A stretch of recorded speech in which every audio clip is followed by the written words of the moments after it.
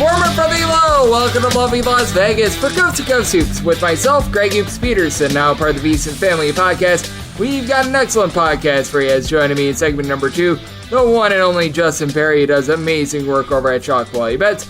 He's going to be joining me, and we're going to take quite a bit of a look at the Sunday slate. On top of that, now that we've got about a month, a little bit more than that, of information, I'm going to pose to him the question, can we find some good value on banking on some teams that we think are going to progress, that we think are going to regress, that have been either shooting really, really poorly or really, really hot from three-point range? So we're going to be gauging that question. I know that he is going to be actually at a few of the games that are going to be going down at Barclays Center as well. So we're going to be asking about that event and so much more in the final segment. Going to get you guys picks and analysis on every game on the betting board for this college basketball Sunday as we hit some bank shots. If you have a question, comment, segment idea, what have you for this podcast, you do have one of two ways to be able to fire those in. First one is my Twitter/X timeline at unit_D1. Keep in mind, letters ZM, maybe it does not matter. As per usual, please do send these into the timeline. Other ways, find an Apple Podcast review. If you rate this podcast 5 stars, it is very much appreciated. From there, you're able to fire whatever you'd like to hear on this podcast via that 5-star review. And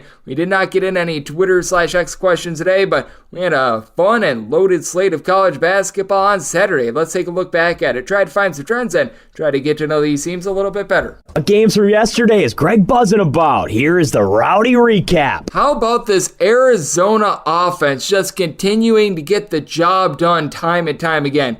8-0 straight up for Arizona, and on most closing numbers, you should be 8-0 against the spread with them as well. 98-73. They kick the tar out of Wisconsin. For Wisconsin, they lose this game by 25 points while going 10 of 21 from three-point range. That is the power of this Arizona Wildcats team. For the Wildcats, they win the rebound battle 39-30. They win the turnover battle 8-7. But more importantly, you had every single starter for Arizona score at least 10 points, including Caleb Love putting in their 20 points, 7 boards, 5 assists. Just a well-oiled machine right now. And for Wisconsin, even though they went 10 of 21 from three-point range, inside the arc was a little bit of a different story. They go 19 of 49. The Arizona perimeter defense really showed up, and that was a big result for them. How about Tennessee, a team that has been all over the place and clearly is not looking like themselves on defense, but they get it done against Illinois by a count of 86-79. Now, this was a closing number in a lot of spots that was more around 7.5. So whether or not you got the cover or not was based on when you bet this, because Tennessee did open up at a 6, but that's it for Tennessee. They do go 6 of 18 from three-point range. Dalton he connects for 21 points. And for Illinois, they go just 9 of 36 from three-point range. Did a nice job getting the ball inside the arc, though, and TJ Shannon, he wasn't effective from the floor at 5-16, but he did go 11 of 11 at the free throw line for 22 points, and to the credit of Illinois, they were able to do a solid job of holding on to the ball. The two teams both had 9 turnovers apiece, but that was a very solid win for old Tennessee. This was not solid, though, to end the night. If you had the over like I did in Gonzaga versus Washington, oy vey. 78-73, Washington gets it done as Gonzaga scores 3 points in the final 7-13. I mean, this was just a very dramatic fall off. Gonzaga was just absolutely cruising. They score, if you want to go a little bit further, 7 points in the final 10 minutes and 6 seconds as things were going great in the first half, and then Gonzaga seems to be a little bit off with their outside shooting. Went 5 of 18 from three-point range. Coupled with that, Ryan Emmart, he did have 4 turnovers in this game. Now, he did dole out 7 assists, and Anton Watson, 13 points, 13 rebounds, 5 steals, but Washington gets it done because a poor free throw shooting team in Washington, they connected at the free throw line on this night. 21 of 25 at the charity stripe. Washington loses the turnover battle 19-12, but they win the rebound battle 36-28. As other than Anton Watson, yeah, Graham Ike grabbed 6 rebounds, and really nobody else wanted to grab a board for Gonzaga, so that was a little bit of an issue. An issue for Notre Dame was getting down in this game by a count of 17-0. Now, to the credit of Notre Dame, as a 21.5 point underdog, they still somehow, someway cover this number as Marquette showed a little bit of mercy at the end of this game. It was a 25-point game with about a minute and 45 seconds remaining, and then Notre Dame, they were able to get the cover. So if you had Marquette, I really do feel for you. I was actually on the right side of this one, 78-59, but so irregardless, Marquette looked really good in this game. Also, Ogudero, 21 points, for Marquette, I've had my question marks with them on the glass. They win that battle 33-30. They force Notre Dame into 19 turnovers. For Notre Dame, they are getting some nice signs out of Marcus Burton, who was able to put in their 20 points, and he's now been able to give the team 17 plus points in each of their last 2 games. But it's a rough Notre Dame team, and Marquette is right now firing all cylinders. And for Kansas, they were able to fire on all cylinders late after it was a little bit wobbly to start out with. Missouri actually gets off to a nice lead in the first half in this game, but then from there, Missouri, they had their fall off. They were able to cover this number that closed in a lot of places right around about 12.5, 13 or so, but for Kansas, 73-64 the final. Kansas, I feel like, is very much a solid defensive team. It's just all about getting a little bit more on offense from some of your ancillary pieces, as Kevin McCullough, KJ Adams, along with Hunter Dickinson did their part with a combined 47 points. McCullough chips in their 9 rebounds. Dickinson, 16 rebounds, but you once again had DeJuan Harris be a bit passive. He had 5 assists to 4 turnovers. Needs to clean that up a little bit. Didn't get any scoring out of Jackson Furphy as well, though I will say you were able to get Marco Jackson going for 11 points. That's a good sign. And for Missouri, they've been working Connor Vanover into the fold a little bit more. 9 points, 2 blocks. Like to see that. Sean East, Nick Honor, they had a combined 38 points, but past that, really nobody else was able to give you a whole heck of a lot of anything. For TCU, we've been wondering how this team is going to be able to step up in competition because they have beaten up on a lot of, shall we say, lesser teams en route to 7-0. And on this day against Clemson, not so great. 74-66. Clemson gets it done out there in Toronto. And for Clemson, they had their coldest shooting day of the year. I was wondering how they'd respond. They enter into this game shooting north of 40% from 3. They go just 7 of 27 from distance. But you had this team do a tremendous job on glass. They win the rebound battle 43-38. RJ Godfrey off the bench was able to give you 10 boards. We had PJ Hall still be able to deliver 17 points. Joe Girard still goes 3 of 8 from 3-point range. TCU actually wins the turnover battle by kind of 13-9, but for TCU, it was really all up to Emmanuel Miller, his 16 points, and past that, you really didn't get a whole heck of a lot of anything else. TCU shoots 32.2% from the floor, so very good defense from Clemson. Houston, they continue to cover these big numbers. Since the beginning of the 2018-19 season, they're covering well north of 60% of spreads when they are north of a 15-point favorite. This one opened up at 29.5. A lot of places closed 34, so always get in on these early, but they completely just dumped Jackson State by kind of 89-55, while Texas, they were able to get a nice, easy win, but they do not cover against Houston Christian, 77-50, and a very good sign from the Texas defense, but still do have some concerns with them. They go just 6 of 21 from 3-point range. You've sort of figured that there might be a little bit of a drying up with the team from 3-point range, as Ithiel Horton goes 1 of 10 overall from the floor, and this is a Houston Christian team that, let's call it what it is, they're one of the most sorry in all of college basketball, but having Dylan Mitchell post up 13 points, 12 rebounds, relatively good sign for Texas. Also out there from the country of Canada, how about what you were able to get in Purdue versus Alabama? Things were rough if you bet Alabama when they were catching more like 5.5 or so points, because this was a closing line of anywhere between 5.5 and 6. Purdue wins by kind of 92-86. So hopefully you laid that 5 early with Purdue. As for Alabama, they go 19 of 46 from 3-point range. They took just 18 shots from inside the arc. Yeah, Mark Sears go 8 of 16 from 3-point range. But the problem for Alabama is that Giant of the Earth, Zach Edey, had 35.7 rebounds. So Alabama tried to just win this game from the outside, and typically if you go 19 to 46 from 3-point range, you should be able to win the game, but Purdue was able to be the more disciplined team. They win the rebound battle, they win the turnover battle, and for Purdue, they go 24 of 28 at the free throw line. Alabama, because they were taking threes, weren't able to get to the free throw line as much. 9 of 14 at the charity stripe, and Braden Smith, how about the strides he has taken this year? 27 points, 8 assists, 5 rebounds, so a tremendous showing there. Creighton, once again, not an up-tempo team. They still manage to get to 109 because they shoot 65% from the floor against Central Michigan, 109-64 the final. This is a team that has been covering some big numbers, and laying the big numbers have been paying off for you this far this season. As for Creighton, you had 6 different guys score at least 13 points in this game. Headliner was Baylor Shireman. He very nearly gets to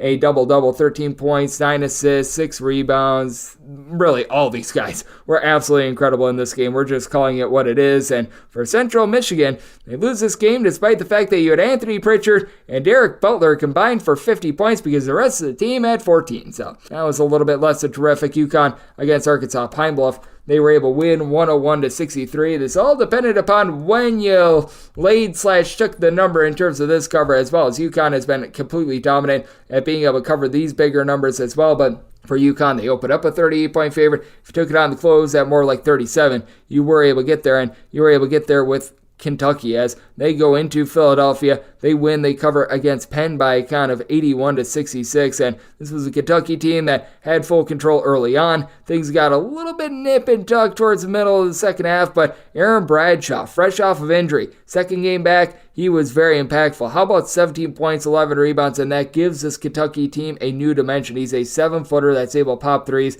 He also had 3 blocks in this game. Meanwhile, for Kentucky, they also won the turnover battle 15-10. They win the rebound battle 41-31. They're becoming so much more of a complete team now that they've got Aaron Bradshaw back in the fold. So that's very noteworthy, and that's something to keep note of. Also keep note of the fact that Oklahoma is still undefeated. They take down Arkansas 79-70 as for Oklahoma, they go 7 of 18 from 3-point range. They do turn the ball over 15 times, but for Arkansas, you tell that this is a team that's just really searching for their identity as they had each of their top 3 scorers come in off the bench. You were able to get 9.6 boards out of Mekhi Mitchell. You were able to get 12 points out of Jeremiah Davenport, who really hasn't been utilized too much this season, and then Kaylee Battle puts in there 13 points as well. But for this Arkansas team, they lose a rebound battle 33-25, and for Oklahoma, 20 big points out of Javion McCollum, who's come in from Siena. Siena, by the way, got absolutely wasted in this game against St. Bonaventure. Even with their top scorer, Michael Ealy, back,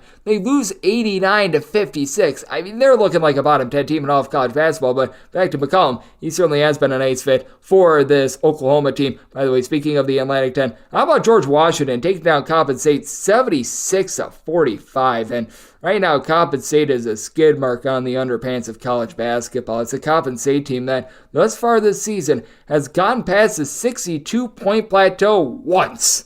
I mean, good grief. And this is a George Washington team that plays up-tempo. Coppin State got 45 points on 77 field goal attempts, going 2 of 22 from 3-point range. Now, it's an improved George Washington defense, but man, that's rough to say the least. And you had quite a few rough games out there in college basketball, like LaSalle taking down Lafayette 67-51. You just sometimes get those, but fortunately our DK Network write-up wasn't over, and we got it with South Florida taking down Florida State 88-72, and it's looking like it's going to be another rough year for Florida State. They were allowing opponents to shoot only about 27% from 3-point range going into this game. You knew that was going to be going northward, and for South Florida, 12 of 23 from 3-point range. They absolutely erupt in the second half. Chris Youngblood, Celton Miguel, a combined 38 points. And for Florida State, they also go 18 of 35 at the free throw line. Not that they would win the game outright in normal circumstances, but you shoot a little bit better from the free throw line, and it becomes a little bit more nip and tuck from there.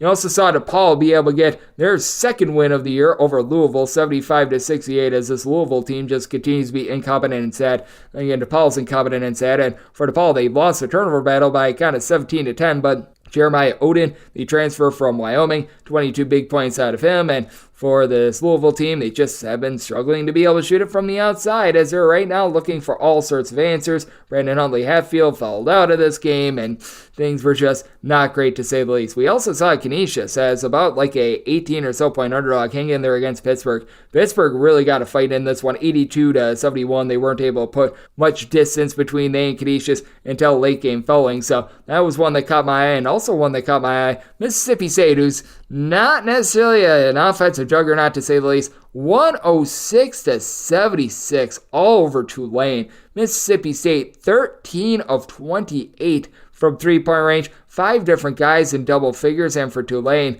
I think that this really speaks more to their defense than anything else. They play super duper up tempo, and for Jalen Forbes, he had 6 points and 6 turnovers in this game.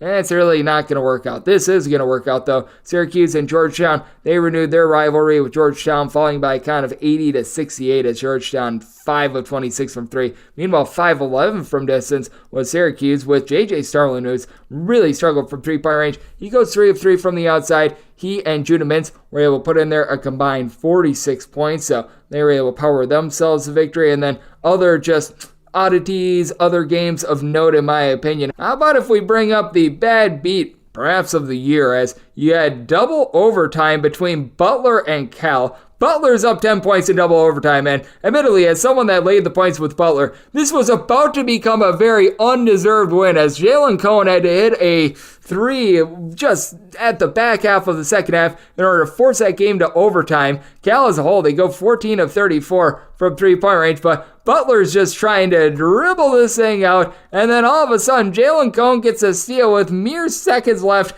drains another three after he was a man that, if you were a Butler better, actually gave you life, and that's how you lose the spread, as this game was just absolutely all over the place, harebrained and crazy, and it was a game that had a closing total of about 145.5, so there was a legitimate gripe if you took the under that this game went over, because if they don't can the three to be able to force overtime, well, that game would have been underwhelming. And then you did see Massachusetts knock off UMass Lowell by kind of 91-77 as well, so that was a nice quality win for a UMass team that is starting to grow on me a little bit. I like this UMass Lowell team, but they just weren't great competition in this one, to say the least. And if you're looking at some of your best and worst teams against the spread thus far this season, Arizona, as I mentioned, they are currently 8-0. BYU is now 8-1 as they fall to Utah in a very, very big interstate rivalry, 73-69. A very impressive win over BYU for Utah. As for BYU, you figured that the three-point shooting was going to regress a little bit. They go 7 of 30 from three-point range. Now, they did a relatively solid job on the glass, winning that battle by kind of 42-41. And Brandon Carlson was a game day decision, and well, he played well. 15 points, 8 boards. He was able to go just 1 of 5 from three-point range. Gabe Madsen at his back, 5 of 9 from distance. Now, to the credit of BYU, they win the turnover battle 13-8, but they just had a cold night from the floor, and that was pretty costly to them. The Troy Trojans are not necessarily winning a lot of games outright, but they cover another spread against Dayton as they lose this game by kind of 82-70. They were north of a double-figure underdog. They're now 5-1 against the spread. South Carolina now goes at 8-1 against the spread. They were able to get a nice win, and they were able to get a cover against East Carolina 68-62. They were laying 5.5 in this game, so narrowest of narrow escapes, and I don't think a lot of people had this on their bingo card. How about the fact that Minnesota is now 9-1 against the spread? They win, they cover against Florida Gulf Coast by kind of 77-57. A Florida Gulf Coast team that is currently not living up to expectations, by the way. But for Minnesota, you're able to have Elijah Hawkins give out 11 assists to 2 turnovers. He doesn't need to do a ton of scoring, but he just needs to cut down on those 4 turnovers per game that he had over at Howard a season ago, and seems like he's been able to do so. Also in the Big Ten, you saw Rutgers get a nice win over Seton Hall, this by kind of 70-63 at Seton Hall. They got a little bit of scoring late, and that made this game very overwhelming as well. A lot of places had a total right around 132.5, and I feel for you there, because how many nights are Rutgers going to go 12 of 24 from 3, but big for Rutgers. Muat Mogg is back at the fold. He didn't give you a lot of scoring with 4 points, but just his mere presence out there, I think, is absolutely massive. Now you're able to bring in Derek Simpson along with Gavin Griffiths off the bench. You're able to give a whole bunch of different looks. Very big for this Rutgers team. And for Elamir Dawes, he took 15 three-pointers and he had 9 total points. That's not good. That's not good, to say the least. Speaking of not good, how about Indiana as they get completely destroyed by Auburn? 104-76. Auburn goes 14 of 29 from 3. Aiden Holloway was able to put in their 24 big points out of Jalen Williams. Just 3 turnovers in this game for Auburn compared to Indiana's 12. Indiana clearly has some good big men. Khalil Ware had 8 rebounds in this game. Malik Renew, 15.7 rebounds, but they've got like 7 big men on the roster and nobody that's able to really give you a lot in the backcourt, as they're right now trying to find their footing with that regard. You had Xavier Johnson out of the fold in this one as well, so just not a great showing in general. And I was mentioning how bad Siena is right now. They're 2-8 against the spread, but they actually aren't one of the 2 teams that are without a cover thus far this season. Grambling, who they are actually going to be in action on Sunday, and I think that's going to go very, very poorly for them, to say the least. I am not going to be backing them, but this Georgia Southern team is now 0-9 against the spread. Georgia Southern, another poor showing. They lose to North Florida 64-56.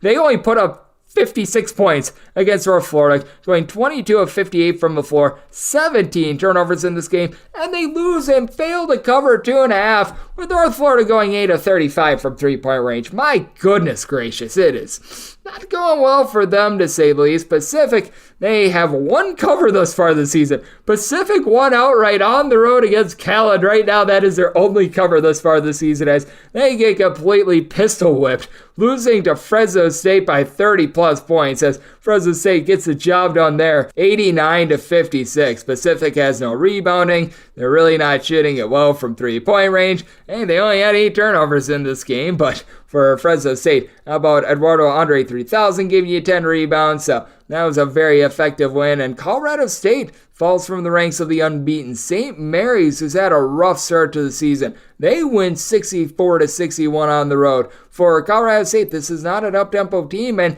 they couldn't get it going with anyone other than Isaiah Stevens. Stevens, 20 points, 3 assists, 3 steals, but also 6 turnovers. For St. Mary's, they win the rebound battle 33-29, as you had 16 points, 13 rebounds out of Joshua Jefferson, and even with having Alex Dusas, Ada Mahaney only combined for 15 points. Very, very impressive win for St. Mary's.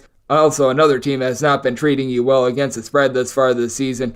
How about what you've been able to get out of the old San Diego State Aztecs, as they just barely hang on for dear life, as they get a win by the narrowest of narrow margins. They win by 1 point against UC Irvine by a count of 63-62. And this is a legitimately good Irvine team. They should not have been catching the right around 8 to 8.5 points that they were. But for San Diego State, they very nearly toilet bowled this game, because San Diego State was actually in prime cover territory in the beginning part of the second half, as they got up 15 plus points in this one. As a matter of fact, I think that they had a lead as high as 16 towards the beginning part of that second half. And then UC Irvine, zot for the Anteaters. They win the turnover battle by a count of 13-12. They win the rebound battle 34-31. Only reason why they lose this game is that San Diego State goes 8 of 20 from 3, while they went 7-21 from the outside, with Justin Hone being able to lead the way for UC Irvine. He was able to splash in there 16 points, so that was rather impressive. A few other teams that I have already mentioned that are not doing so well against the spread. Texas is out 2-7 against the spread. DePaul, Florida Gulf Coast, they are also 2-7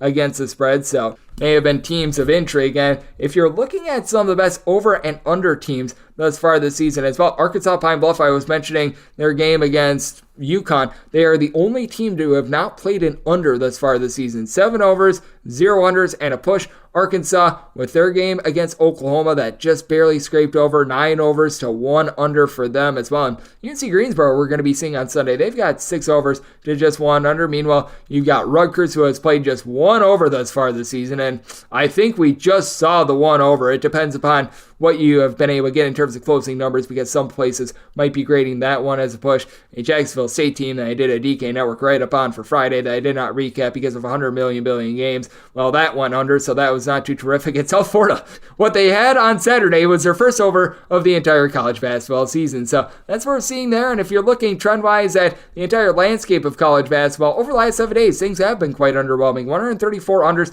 122 overs, so 52.3% of games going under the total. Favorites once again being prevalent. The favorites over the last 7 days, 132, 123, and 3 against the spread, with home underdogs starting to dry up a little bit, 30 and 31 against the spread. Overall for the season, home underdogs 175, 172, and 6 against the spread. And overall for the season, favorites sitting at about 50.5%, 757, 742, and 19 against the spread, while overs sliding at a little bit north of a 51% clip at 771 overs to 737 unders. And along the way, I believe we have now gotten 8 pushes. So that's what we're seeing in college basketball right now, and that's what we all got on Saturday. Now let's take a look at Sunday. Let's take a look at trying to find some value in terms of teams that might progress and regress and so much more with Justin Perri. He does amazing work over at Chocolate Bets. He joins me next right here on Coast to Coast Hoops with myself, Greg Peterson, now a part of the Decent Family Podcast. Sports Betting Innovative Analytics has taken the guesswork and emotion out of sports betting to bring you an innovative and trustworthy resource to enhance your journey to becoming a winning player. With industry-leading money-back guarantee options backed by their sophisticated modeling, they want to introduce you to a system that's not widely seen or available to help you beat the bookmaker. Specializing in NBA, college basketball, and WNBA, your first week is always free. Get started at SBIA1.com today.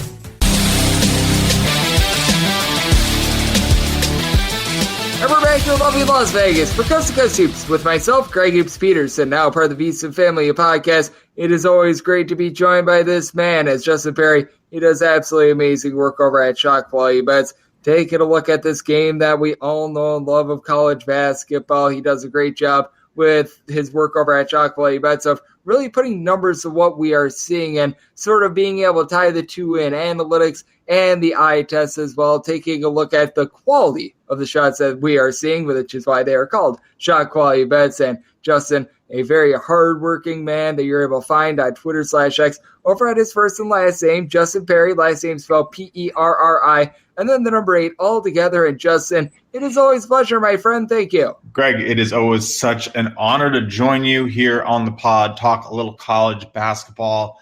It is the best time of the year. I mean, we're just getting into like the nitty-gritty conference play, a couple tastes here and there, but, the big start to really figuring out what the big dance is going to look like.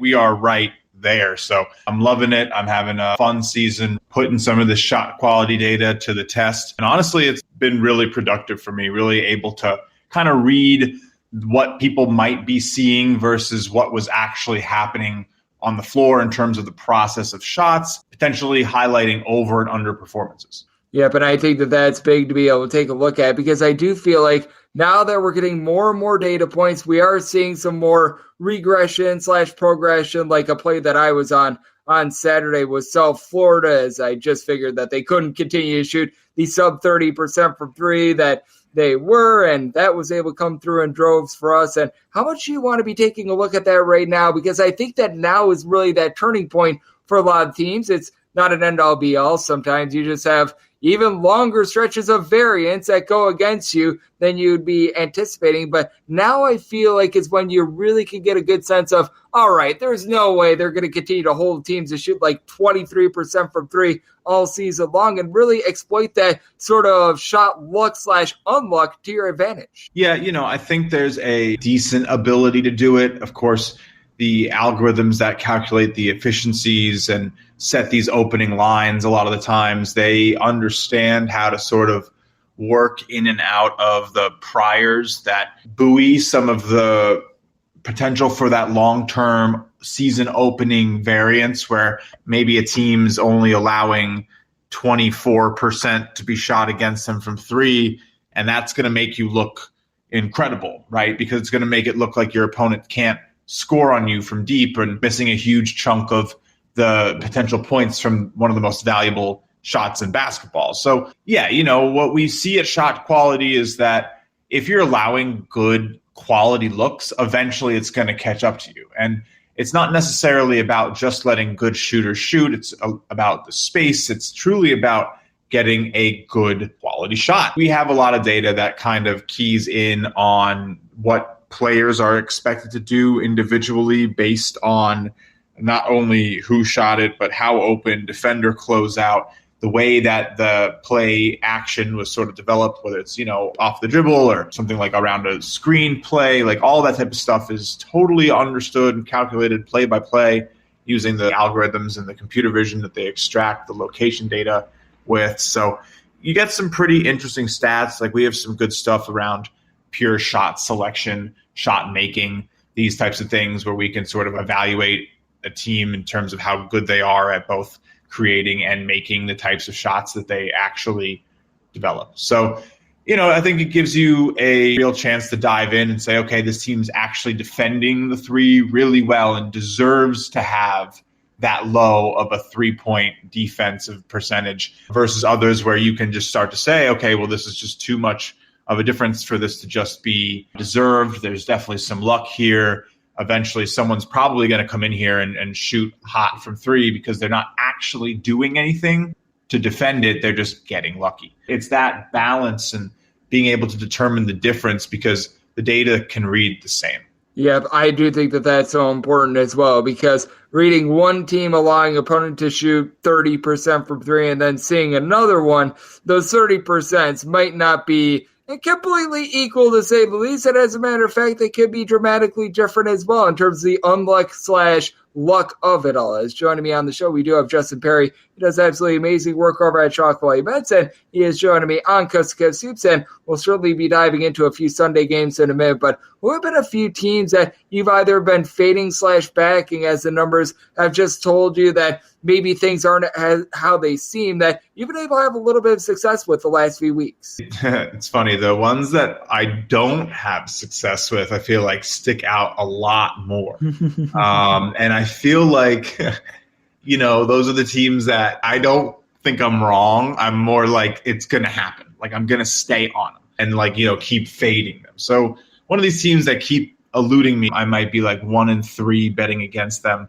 is this Delaware State team. And they did it again on Saturday against Longwood. And I don't really think it's been super warranted. So I'm definitely excited to see how the data comes back from the Longwood game. But I think, they're probably in like a really good spot for a fade or two over the next couple of games they play. The Chicago State team that they beat bounced back, and they have been sort of getting lucky and getting a couple of these expected losses when they win. And usually when a couple of those pile up over a couple week span is when I think you have a really nice opportunity. Because again, something that happened at the beginning of the season isn't super relevant to where the perception is. The college basketball market has a pretty short mindset, and I think you can see it in the market. Teams that recently win get bet on more, and it's about a 2.5 week attention span. So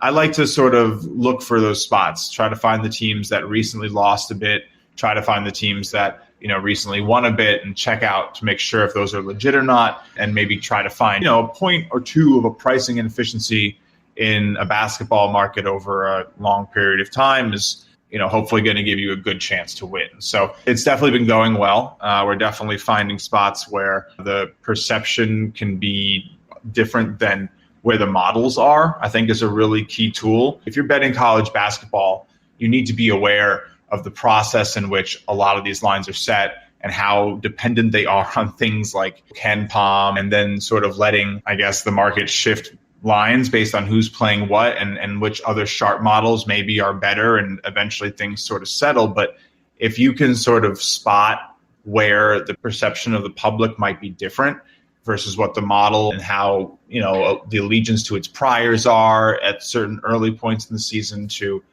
just trying to measure a drastic difference between that perception and actual later in the year, it's like a game. It's sort of like a game of I joke, it's called, just are you smarter than a KenPom? That's kind of what we play. And you have to find your spots. You can use human element, maybe travel, all these things. But, over the time, it will end up being a lot like what these models project. It's just you're trying to figure out maybe where in a matchup teams will have a better advantage than, these models project. It's not easy, but it's definitely a fun game. Yep, it certainly is a fun game, and being able to spot that value always makes you feel like the smartest man alive, and when you don't spot that value, you feel like a complete moron. So you get certainly the swings of emotion there, and I know that you're out there in the great state of New York, Justin, and you might be going to some of these games, and I do want to get your thoughts on what we are going to be seeing from the Barclays Center, because we're going to be seeing some really interesting games. North Texas versus Fordham. We've got Colorado versus Miami, Boston College, St. John's, and then Temple versus Albany. I think that all four of these games are going to be interesting. And in terms of those four games, which one are you most intrigued to see, and which one do you find the most betting value with? Oh, intrigued to see. I think Colorado-Miami is probably the game of the day. It's probably not very close. Michigan-Iowa is kind of fun. Michigan State-Nebraska is fun as well. But Colorado-Miami is going to be a great game to see. Going to definitely try to get out there to Brooklyn for that 1 p.m. game. Maybe stay. I'm a St. John's fan, so probably stay and try to see St. John's at 3:30 as well. And I probably won't stay for Albany Temple. I'll level with you. And then I'm just not going to get there in time for Fordham, North Texas. That's an early game. So, I think the betting value is probably on that early game. I would lean into Fordham. People probably think that, this North Texas team is going to be able to, I guess, slow them down. But Fordham's kind of fiery. It's definitely, I don't know. I haven't seen the line yet, actually, Greg. Do you know what it is? Yep, Fordham is about a 6.5 or a 7-point underdog, and the total is 128.5. Okay, yeah. I mean, that's pretty much about what I expected in terms of there being a lean towards North Texas. I think a fair line's probably a little bit closer to like 5, 4.5, like a 5 is probably where I would put it. Definitely leaning North Texas. So I would say that's probably my favorite value on the board for those 4 games. You're probably not going to get much value on Albany Temple. It should be Temple. Like Albany should struggle. But again, these New York teams, Temple coming up from Philly area, you got St. John's playing, you have Fordham's going to have local support potentially at 10:30 on a Sunday. I don't know. I can't speak to that. That's a big part of it, though. If the Fordham fans come out, that could be another help there for them against that North Texas defense, which I do think that they're going to be able to maybe make some shots over. Barclays is a very interesting arena. It doesn't get very loud. It's not like Madison Square Garden. I joke, everyone calls Madison Square Garden the greatest arena in the world. Barclays is the worst. I mean, I'm a Knicks fan. What are you going to expect? I'm not exactly going to give them a lot of love, but it's just the acoustics are so bad. It feels like the court's really far away. I don't think it's, going to be a super impactful crowd. I don't really have too much of a feel for that game. I would probably say that, value's probably on taking the dog in the neutral court. Like this is probably going to be a battle. All these games are probably going to be a battle. I'd probably lean, towards the dogs for the entire 4-game event and take it that way. Again, probably the over in Colorado, Miami, those guys can just put up points. I wouldn't be shocked to see that thing get past 160, 163. Other than that, I think St. John's probably comes in and gets it done. Boston College has been, winning a few games recently by pretty big spreads. They could maybe see a rude awakening. St. John's in their city, probably have some support for the 3:30 game. I know I'll be there trying to make Boston College maybe miss a free throw or two. So we'll see how it goes. Yeah, that's what we like to hear. Our good friend over at Chalk Quality Bets, Justin Perri, trying to make an impact on the game, as he has shown to be making an impact on this podcast right here on Cuts Hoops. And Justin, I'm not sure how you do feel about the board for Sunday. We just went through those games that we're going to be seeing at Barclays Center, but I'm seeing a lot of underdog value out there, like the battle for Rhode Island, Brown versus Providence. I feel like Providence being a 15.5-point favorite is too lofty. I feel like Brown has played better than their metrics say that they have. We've got Charleston versus Rhode Island, with Rhode Island a 9-point underdog, and I feel like that's gone a little bit too far, especially with the Rain Smith injury. I'm not sure how you feel right now about the board as a whole, but I do think that what we get for Sunday might be a lot of underdogs being able to come through. Look, Sunday, I call it Sunday voodoo. Sunday is such a funny day to bet on college basketball always. You'll notice there are not a lot of top 100 ranked teams playing against each other. We have a lot of 100 versus 260s, a lot of 360s versus 150s. It's kind of spotty. Prairie View, Iowa State, who knows what's going to happen in a few of these games. And so when you get into more variable scenarios, the points become more valuable because you just don't know what's going to happen. So you should lean into the points. So yeah, I think if you're feeling, generally in betting, if you're not really sure what to do, it's been shown again and again and again, markets like to bet favorites and overs. They like to see the winning teams win and they like to see more points scored.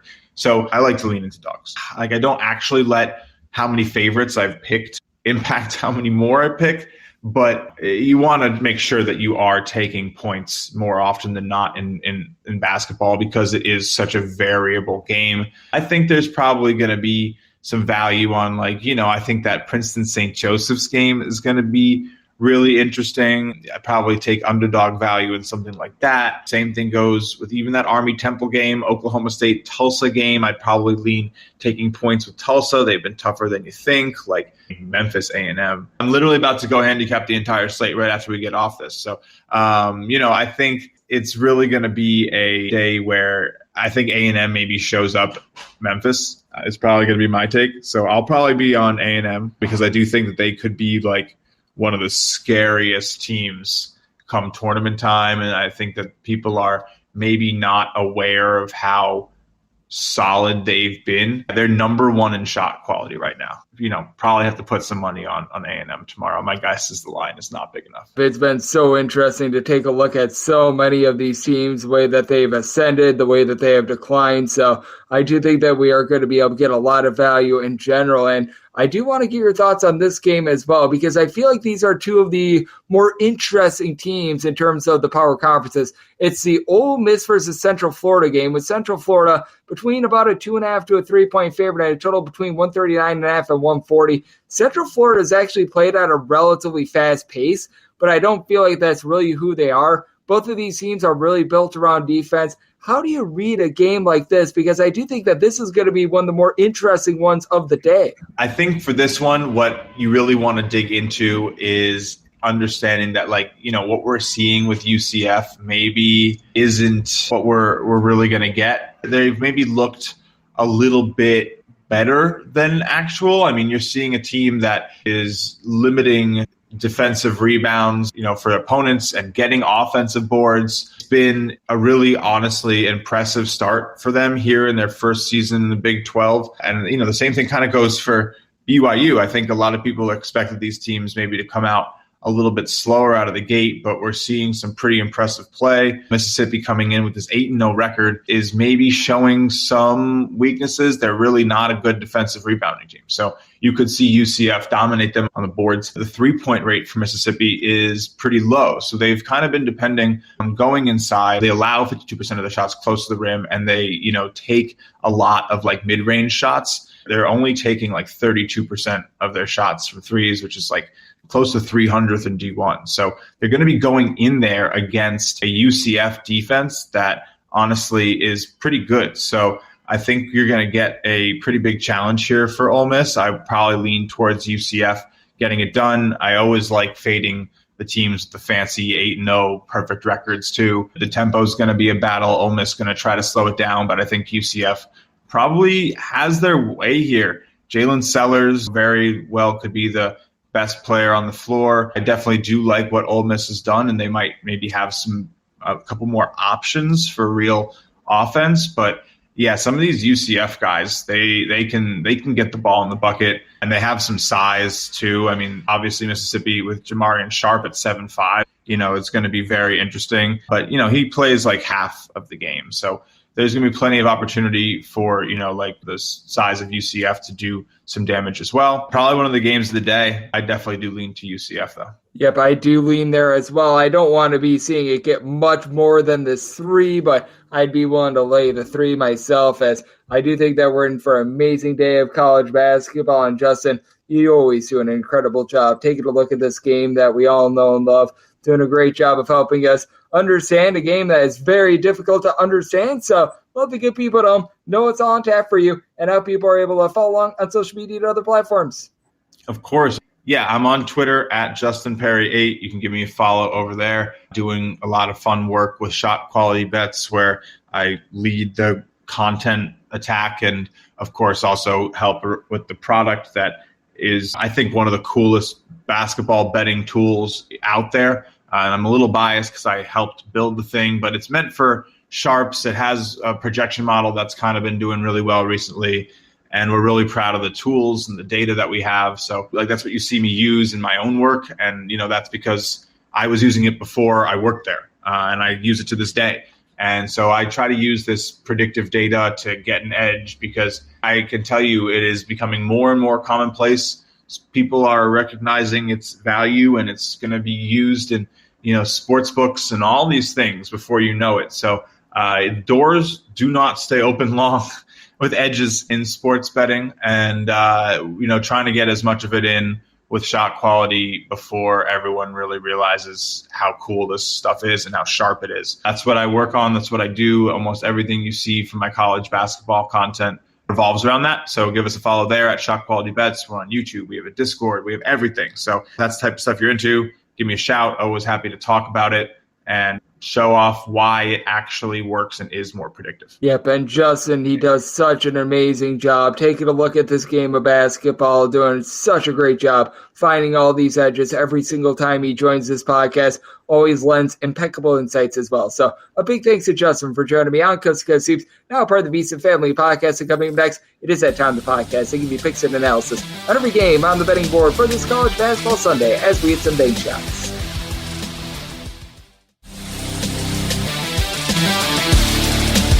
And we're back here in lovely Las Vegas for Coast to Coast Hoops with myself, Greg Hoops Peterson, now part of the VSiN Family Podcast. It's always great to be joined by Justin Perri. He does absolutely amazing work over at Shot Quality Bets, taking a look at this game that we all know and love, doing an amazing job of being able to give a little bit of intel as to what we're seeing with our eyes and sort of connecting the dots between what we are seeing, how to be able to quantify that through numbers. He does absolutely tremendous work over there. So big thanks to our good friend Justin for joining me in the last segment. Now it is that time of the podcast to give you picks and analysis on every game on the betting board for this college basketball Sunday as we hit some bank shots. Most financial establishments close at a certain time, but not here. It is time for a side and total on every game on today's betting board bank shots. Do note that, as per usual, any changes that are made to these plays will be listed up on my Twitter/X feed at GN_D1. We're going to be going in Las Vegas rotation order. This is where we go with the games with 3 digits on the rotation first. And I have been asked this from time to time. What constitutes the extra games? And the extra games involve teams from these conferences. The Independents, which that's Chicago State, the NEC, Patriot League, Southland, Big South, MEAC, SWAC, America East. I think I got them all. Might be forgetting one conference, but those are the conferences that go in the extra games. Those are at the bottom. So let's get things started with 831, 832 on the betting board. From Barclays Center, it's North Texas and Fordham doing battle. Fordham between a 6.5 to a 7-point underdog. Totals between 127.5 and 128.5.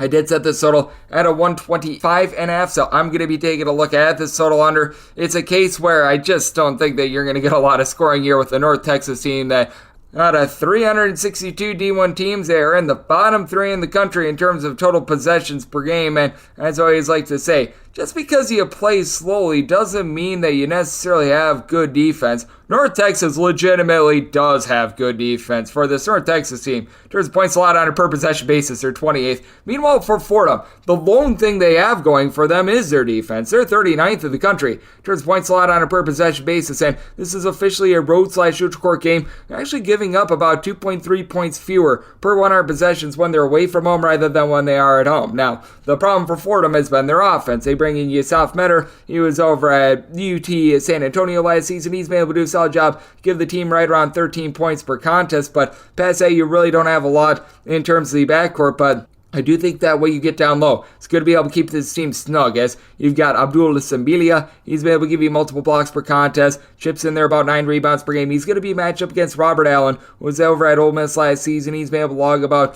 8.5 rebounds per game. He's only given the team 5 points, as really it's the main 2 guys in Mr. Jason Edwards, coupled with Aaron Scott, who have been the main form of offense for North Texas, a combined 28 points per game. Great Scott. Aaron Scott is shooting 48% from 3-point range, but other than these 2 guys, it does fall off a little bit there, though I do think that Reuben Jones could have a nice impact on this game as well. He's become the main floor general. He's not quite the scorer that Ty Perry is, but he's a facilitator that gives you 4.5 assists, 2 steals per game. And with North Texas, they do a relatively solid job of being able to generate turnovers despite the fact that they are so slow. Fordham is a little bit more of an up-tempo team. They're more of a team that's in the top 75 in terms of total possessions per game, but they're willing to play very slowly as well because Fordham does a relatively solid job on the glass, and they've been able to get right around 5 boards, 11 points per game out of Joshua Rivera's coming from Lafayette, has been able to make a little bit of impact. I do think that Fordham is going to be able to hold in a game where I think it's going to be sloppy. Fordham turns the ball over 15 times per contest. North Texas,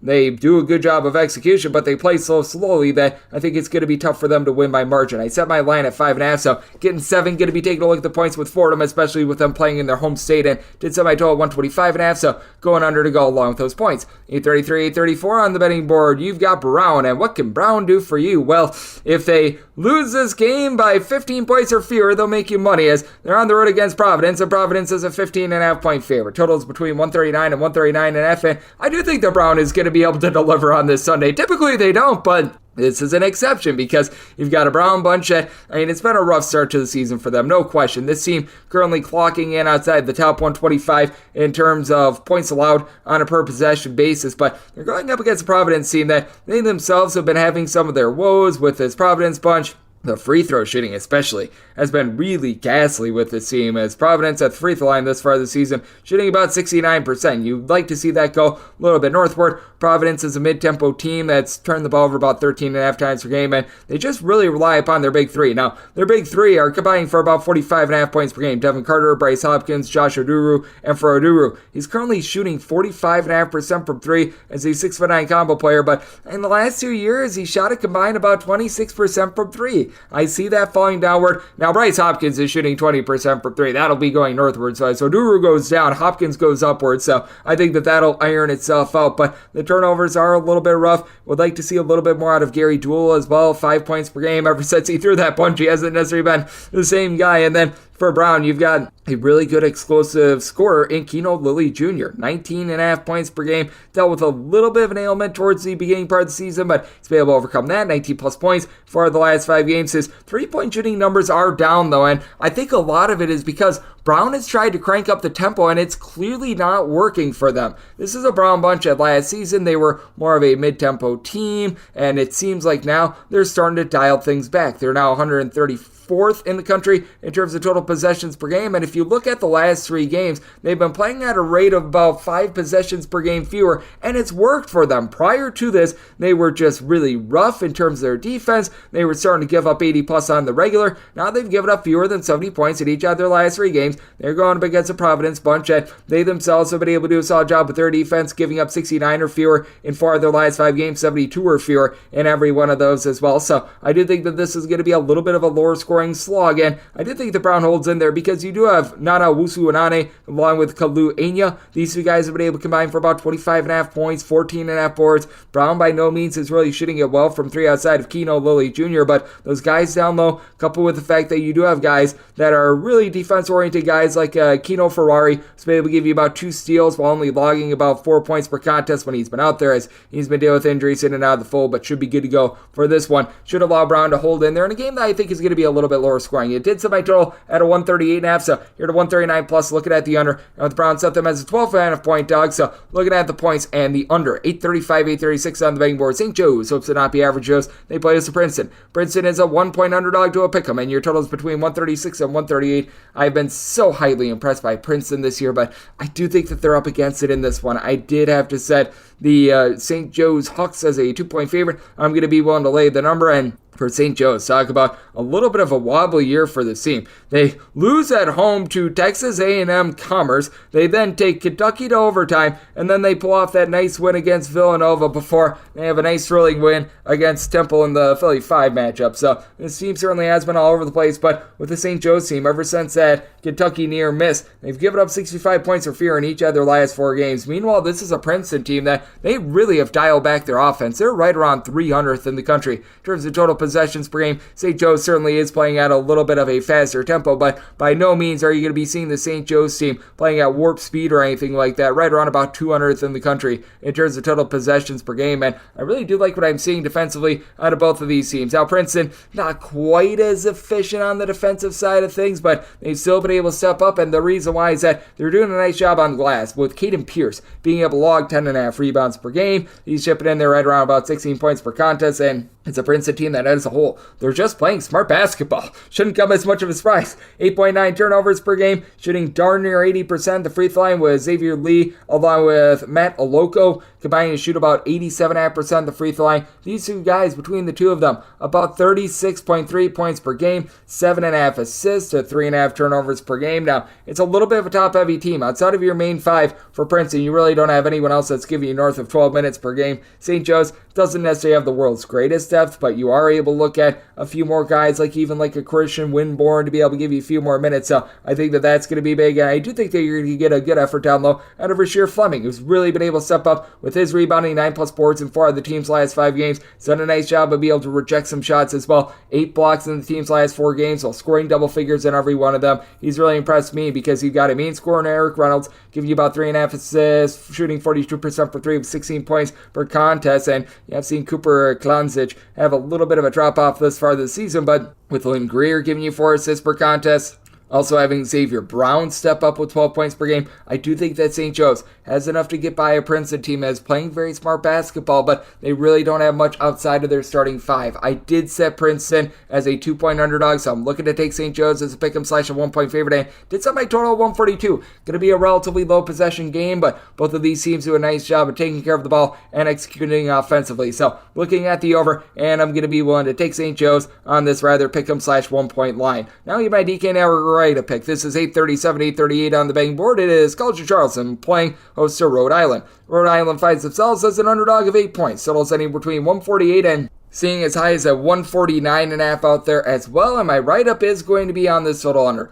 I did set my total at a 143.5. You're staring at a Rhode Island team that has really been playing a slow brand of basketball. Going into the day on Saturday, they were about 307th in the country in terms of total possessions per game. Going up against the Charleston bunch that certainly they've been able to light it up much more with their offense recently, 74 plus points in each of their last 4 games, but typically under Pat Kelsey, this team likes to play quite a bit more up-tempo. We saw them in his first year. They were a top 10 team in terms of total possessions per game. Titled it back a little bit more last season, but going into Saturday, they themselves were right around 150th in terms of total possessions per game, and the big reason why is that there are 10 main rotation pieces because Charleston, they do a whole lot of like hockey-style line changes. They just rely upon having so much depth to be able to play up-tempo. 3 of these guys have missed at least a game thus far this season, and while you're now starting to get back a lot of these guys, like you've been dealing with the injury to Kobe Rogers, he was back in the fold in the team's Field of 68 event. Same goes for Jordan Crawford. Now you're dealing with an injury to Rain Smith.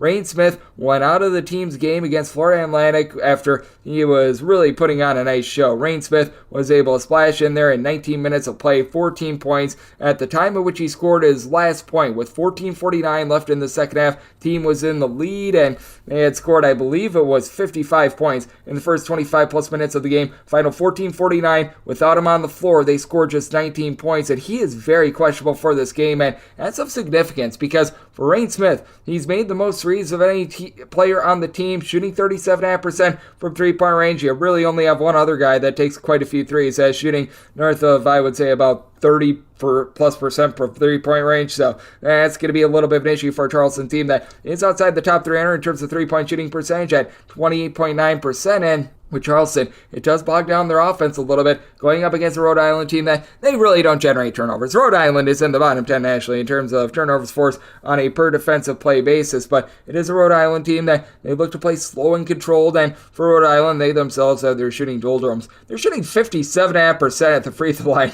Each out of their top 6 scorers are all shooting 64% or worse at the free throw line, but I do think that Rhode Island is going to be able to do a halfway decent job on the glass. Out of your top 5 scorers, 4 of them give you at least 3.9 rebounds per game. They do have a lot of capable ball handlers, with having Zeke Montgomery along with Lewis Coatright be able to combine for about 5 assists per contest. Montgomery is shooting 46% from three-point range. Jaden Allen's your main scorer, so able to give you 15 points per contest as well. So I do think that these guys are going to be able to hold in this game. I do think that you are going to see, though, things get a little bit more bogged down. Charleston is only about 190th in the country in terms of points scored on a per possession basis, and for this Rhode Island team, it's been a little bit of a wobbly defense, but 72 points of fear surrendered in 3 out of their last 4 games. I think Rhode Island is going to be able to hold it in there, and with it factored in that I think that Rain Smith is going to be out of the fold. I did set Charleston as a 7.5 point favorite. I think that they should still be able to win this game. You've got Ante Brozovic, who's able to give you 6 rebounds per game, even if you do have Rain Smith out of the fold. Out of the top 5 scorers that you would have in this game,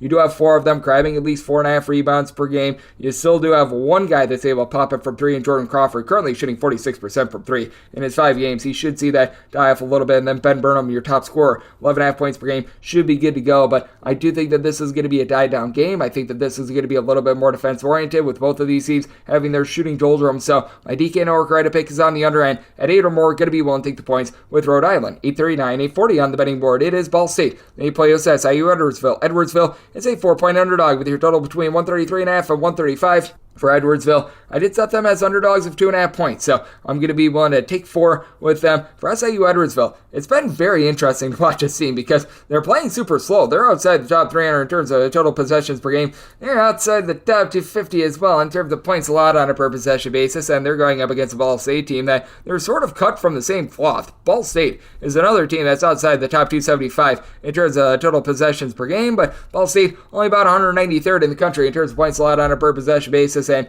for Ball State, they've really relied upon Bashir Jihad to be able to put in there some scoring, 18.5 points per contest. He's shipping in there 7 boards, shooting in the mid-30s from three-point range. And Jalen Anderson, the transfer from Loyola Marymount, is able to give you 14 points per game as well. It is a Ball State team that gets a little bit loose with the ball, just under 13 turnovers per game. They've been better with it recently, but that's still a little bit of an issue. Meanwhile, for SIU Edwardsville, I do think that they're going to be able to hold up on the glass. Each out of your top 5 scorers give you at least 3.5 rebounds per game. You've got the Wright brothers and Jamar and Lamar Wright. Lamar has been a little bit more of a rim protector with about 1.3 blocks, 11 points per game, but he's also the better three-point shooter out of the two. He's shooting 45% from 3 at 6'7". Shamar, right around 6'7", 6'8", has been the more primary scorer with 16 points per game, shooting more in the mid-30s from three-point range. And then DeMarco Minor, very major down low, 9 rebounds per game, despite the fact that he's not necessarily a super tall guy. SIU Edwardsville, a little bit of a top-heavy team. Ball State, you do have a little bit more versatility with this team, and I do like that. Mickey Pearson,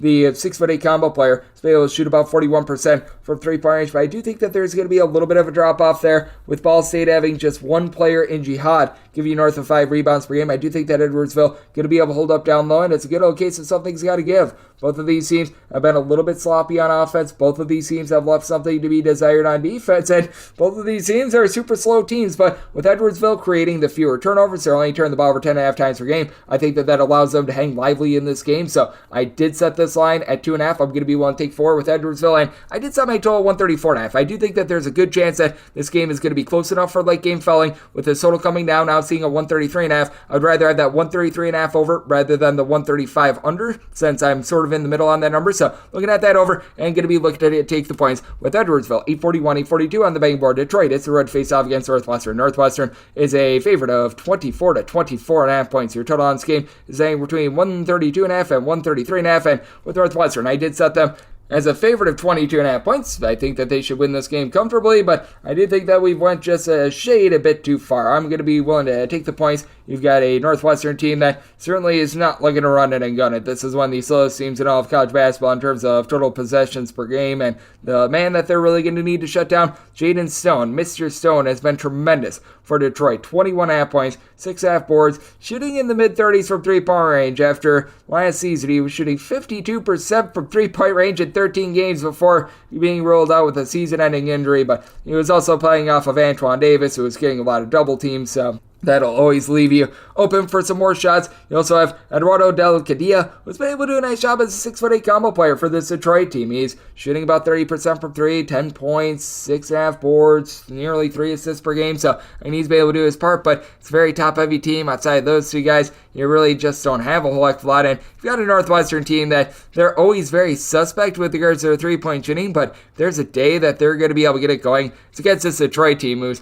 358th in the country, with opponents shooting 41.6% from 3. And in case you're wondering if it's just a mirage or something like that, Detroit, year in and year out, under this current coaching regime, they have always been a bottom 50 team in terms of opponents' three-point shooting percentage. Detroit, one of the slower teams in all of college basketball, outside the top 300 in terms of total possessions per game, and currently they're 318th in the country in terms of points scored on a per possession basis. In terms of points allowed on a per possession basis, not a whole heck of a lot better, as it's actually worse, 341st in the country. But with Northwestern, I just don't know if they're going to be able to separate the way that you want them to be able to cover this big of a number. As Northwestern, they're right around about 167th in the country in terms of points allowed on a per possession basis as well. They haven't been quite as stout on defense as they were a season ago. Brooks Barnheiser is able to do a nice job being able to grab about 8 boards, 14.5 points per game. He's the only guy in the roster, though, that gives you north of 4 rebounds per game. I mean, Boo Booey is tremendous with his 4.5 assists. He's leading in offense, so he turns the ball over 8 times per game. Even last year, Northwestern was one of the most efficient teams in terms of not turning the ball over. But I do think that even though Detroit is completely outgunned, this is not a great team, to say the least. We are going to see a little bit of scoring because both of these defenses have been a little bit suspect, and I think Detroit scores just enough to be able to hold in their semi-line at 22.5, so going to be taking a look at the points, and I did semi-total 134.5, so getting 133 or so, going to be looking at the over and going to be looking at the points with Detroit. 843, 844 on the betting board from Barclays Center. It is Colorado and Miami. Miami is a 1-1.5 point underdog with your total between 154 and 154.5. Set my total at a 154. So you're at the 154.5. It is my minimum buy point on the under. And when it comes to this Miami team, I actually feel like they should be the 2-point favorite. I'm going to be willing to ride with them. Now, the trepidation that you do have with Miami, they're going to see some regression from shooting 52.5% as a collective from 3-point range. Each of their top 6 scorers are shooting at least 40% from 3-point range. And, I mean, don't get me wrong, these guys can shoot, but man, that's just an unrealistic mark to continue, especially Buga Poplar. I mean, he's down to a nice cold 53.7% from 3-point range, which for him is actually cold thus far this season. 16.5 points, 6 boards, that's absolutely ridiculous. But even though I do think that the 3-point shooting percentage is going to taper off a little bit, what is not going to taper off is no Chad Omier being able to win the battle down low. 16 points, 10 rebounds per game. Now, he does go up against a Colorado team that is much improved down low themselves. He'll bring in Eddie Lampkin from TCU, 7.5 points, 7.5 boards, does a nice job of being able to protect the rim. And then you got KJ Simpson, Tristan Da Silva, pair of guys are combining for about 35 points, 9.5 boards. Both of these guys shooting it very well from 3, as Colorado's right now shooting 41.8% from 3-point range as well. We are going to be seeing, much like I was talking about Miami, taper off with their 3-point shooting. This Colorado team do so as well. And then the other trepidation that you've got with this Colorado team is that they are turning the ball over 14 times per game. Miami is not lauded for their defense or anything like that, but the one thing that they have been able to do the last few years is generate steals, and they're currently getting about 8 steals per contest. I think that this is going to play right into their hands. And with regards to the 3-point shooting defense, Colorado is the one that I feel a little bit more suspect about, as they're about 225th in the country in terms of opponents' 3-point shooting percentage. Miami's actually 10th. Now, Miami's not going to continue to have opponents shoot 25.7% from 3-point range, but I truly do think that both of these teams are doing for a lot of regression here, and I just like the supporting pieces for Miami as well. Nigel Pack is packed in there 4 assists, 13.5 points per game. He's shooting 40% from 3. Matthew Cleveland, he chips in there, stealing a half, 15 points, 4.5 boards, just has really good versatility. You've been able to have for Colorado quite a few guys of their own be able to step up. You've been able to get right in the neighborhood about 10 points, 2.5 assists per contest out of someone like Julian Hamilton. But I do take a look at Miami. Are they a little bit top heavy? Sure they are, but I do think that Miami is a little bit better with their perimeter defense. I think that's going to win out in a relatively high scoring affair, but going to be willing to ride with the under because I do foresee a little bit of regression coming for both of these offenses. So I did set my total 154 out of 154.5, diving in on the under, and we'll take Miami outright on the money line, made them the 2-point favorite. 845, 846 on the betting board. It is East Tennessee State playing us to Tennessee Tech. Tennessee Tech does find themselves as an underdog of 7 to 7.5 points. Your total on this game going to be getting it anywhere between 138.5 and 140. Tennessee Tech, I did set them as an underdog of 8 points, so being able to lay 7 to 7.5, I'm going to be willing to do so with ETSU. East Tennessee State certainly has had their ups and downs the last few seasons, as they just have had so many coaching changes that doesn't allow these guys to get into rhythm. But you know who is in rhythm? Ibi Asamoah. He's been able to do a nice job headlining this offense with 16.5 points per game on 42.5% 3-point shooting. ETSU is a little bit of a lower tempo team that turns the ball over 13 times per game, so a little bit of caution there. But this is also a Tennessee Tech defense that they're leaving quite a bit of something to be desired. They're 305th in the country in opponents' 3-point shooting percentage. They are 331st in the country in terms of points allowed on a per possession basis. And is ETSU batting down the hatches in terms of their defense? No, but they're better than that at more around 215th in the country in that category. And for Tennessee Tech, they do lose just so many guys from last year, like Brett Thompson was really able to light it up from 3-point range. Him being out of the fold is rough. You've been able to have like a nice fearsome threesome. You've been able to get some good production out of Javis Harvey, RJ Johnson Jr., coupled with David Early. All three of these guys anywhere between 14 and 14.3 points per game, but now you've got Harvey, who's been a little bit in the full deal with injury, should be good to go in this one, but I know that he's been playing a little bit more limited, so that's something I'm keeping my eye on. You've got Johnson currently shooting 46.5% from three, and all in all for Tennessee Tech, 11 turnovers per game, shoot 35% from three-point range. That's not bad, and you've been able to get about 6 rebounds per game out of Daniel Igabonui. Hopefully I said that correctly, but on the flip side for ETSU, I do think that Jaden Seymour is 8 rebounds per game, going to be able to win that battle down low, been able to get a little bit of versatility, 8.6 boards out of Karen Boyd, who he comes up from the non-Division I level, and at 6'5" has really been able to make a nice impact for the team. Needs to get it going from three-point range. It's been a little bit cold there, but still has been able to make his mark in the painted area. And for ETSU, we've seen this team just really get better and better as the season has went along, especially on the defensive side of things. Last time they gave up north of 72 points in a game. You have to go back to that contest where they got completely dump trucked by Butler, and certainly ETSU, a little bit of a work in progress with regards to the offensive side of things. You got a Tennessee Tech squad, though, that they've given up 75 plus points in 3 out of their last 4 games as well, so it is a little bit of a situation of something's got to give. You got a Tennessee Tech squad that's looking to play much more up-tempo. ETSU is looking to play a little bit more low and slow. I do think that ETSU wins out with their style. I think that they win the battle on the glass, allowing them to be able to get the cover here. So did set my total 138 and north of a 138. I'm going to be looking at the under, seeing as high as 140 out there, and with ETSU willing to lay up to 7.5 with them. 847, 848 on the betting board. Central Florida, UCF plays us to Ole Miss. Ole Miss is a 2.5 to a 3-point underdog, and your total between 139.5 at 140. And with Central Florida, I did set them as a favorite of 3.5 points. I'm going to be willing to lay this number. It's a Central Florida squad that has really been playing up tempo this year, but part of it is because they've been playing against some random competition. For one, they've been playing against a lot of up-tempo teams. If you look at the state of Florida, with some of these teams like Florida State, obviously, you've got a team like a Florida International, teams like this, that makes your numbers look a little bit warped, and on top of that, they did play an overtime game against Charlotte as well, but I do think that for Central Florida, they're going to be able to do a good job of holding up on the defensive side of things, as really both of these teams are defense-oriented teams. You've got Chris Beard now in the fold over at Ole Miss, and as we know, this is a man that he preaches defense. In terms of points allowed on a per possession basis, Ole Miss 55th in the country. Meanwhile, they go up against a Central Florida team that's been even better with their defense. How about in the top 20 in terms of points allowed on a per possession basis? And they bring in Jalen Sellers. He was over at Ball State last season, and he's done a really nice job of headlining this team with a little bit over 20 points per contest for Central Florida team that mid of the country in terms of three-point shooting percentage, 33.5%. I recognize that wasn't a very well put together sentence, but I think that outlines it very correctly, as you would like to see a little bit more out of Darius Johnson in terms of taking care of the ball. He's only been able to shoot about 31% from three-point range. He has turned the ball over 3.5 times per contest, but 13.5 points, 2 steals per contest. He's been able to do a very nice job on that front. And then you take a look at the flip side for Ole Miss. It's been the Alan Flanagan show, really, for this offense. How about him putting in their 18 points, 7 boards, 2.5 assists, steal and a half, block and a half per contest? He is leading the team in darn near every category. You do have some good facilitation out of Jalen Murray. He's really been an upstart. He was a part-time starter last season over at St. Peter's, shooting about 35.5% from 3, 12.5 points per game in the Metro Atlantic, and he all of a sudden has become a main man for this team with an assist-to-turnover ratio above 2.5,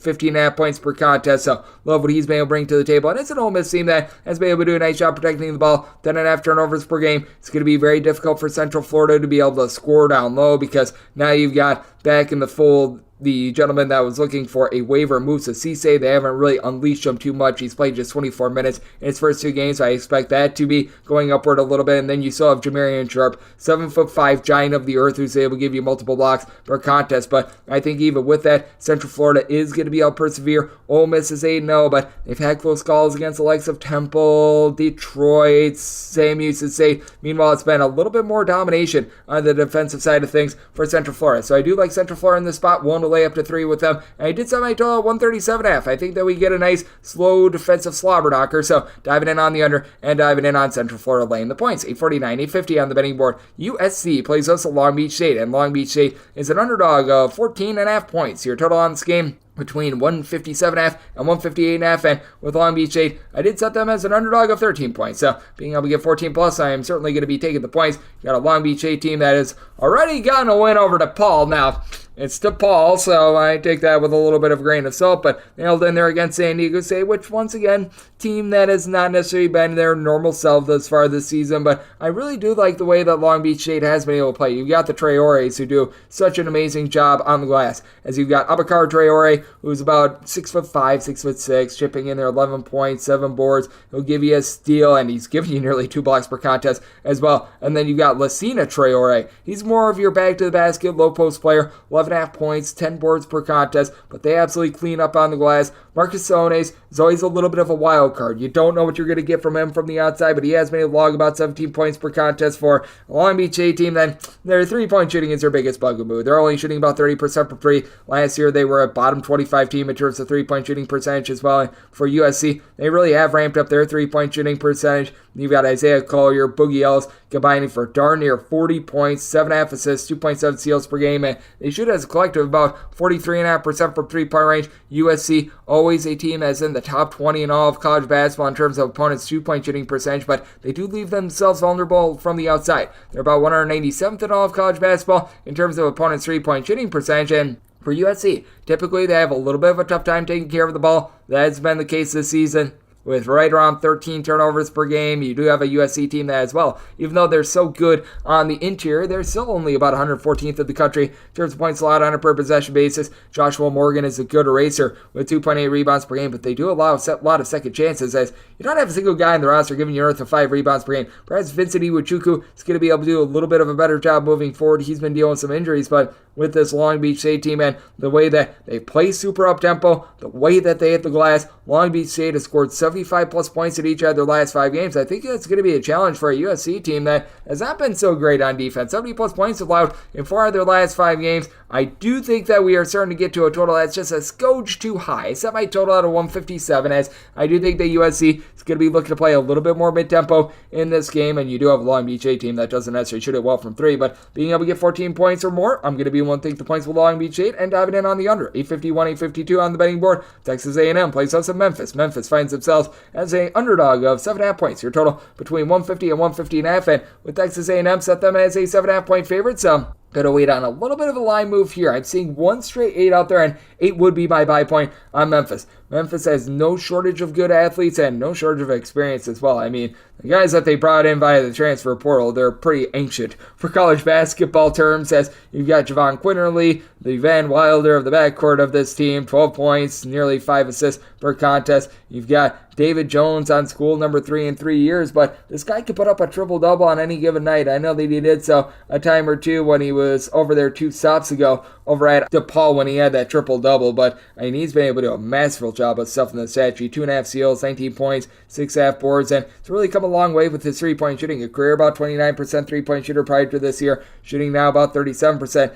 from the outside. But with Memphis, this team, they typically get a little bit too fast for their own good. 14 turnovers per game. They do a nice job of being able to pickpocket a little bit, as they are generating about 14 steals per game, but also with this Memphis team, they oftentimes are a little bit rough with regards to their outside shooting defense. 216th in the country in terms of opponents' 3-point shooting percentage, and you got a Texas A&M team that is just absolutely bearing down. They were dealing with some injuries to Henry Coleman, Therese Radford. These guys are getting all good to go. These guys are getting healthier, and Coleman has been able to give you darn near 10 rebounds per game, really living up to that top 40 billing that he had coming out of high school as a recruit. Top 25 is Texas A&M as well in terms of points scored on a per possession basis as well, as you've got a nice alpha dog score, and Wade Taylor is able to give you 18 points per contest, even with some of the injuries to Therese Radford, as he's missed 3 games thus far. You've had someone like a Hayden Hefner be able to give you 8.5 points, shooting 39.5% from 3, and it's amazing that A&M is a top 25 scoring offense, despite the fact that they shoot 30% from 3.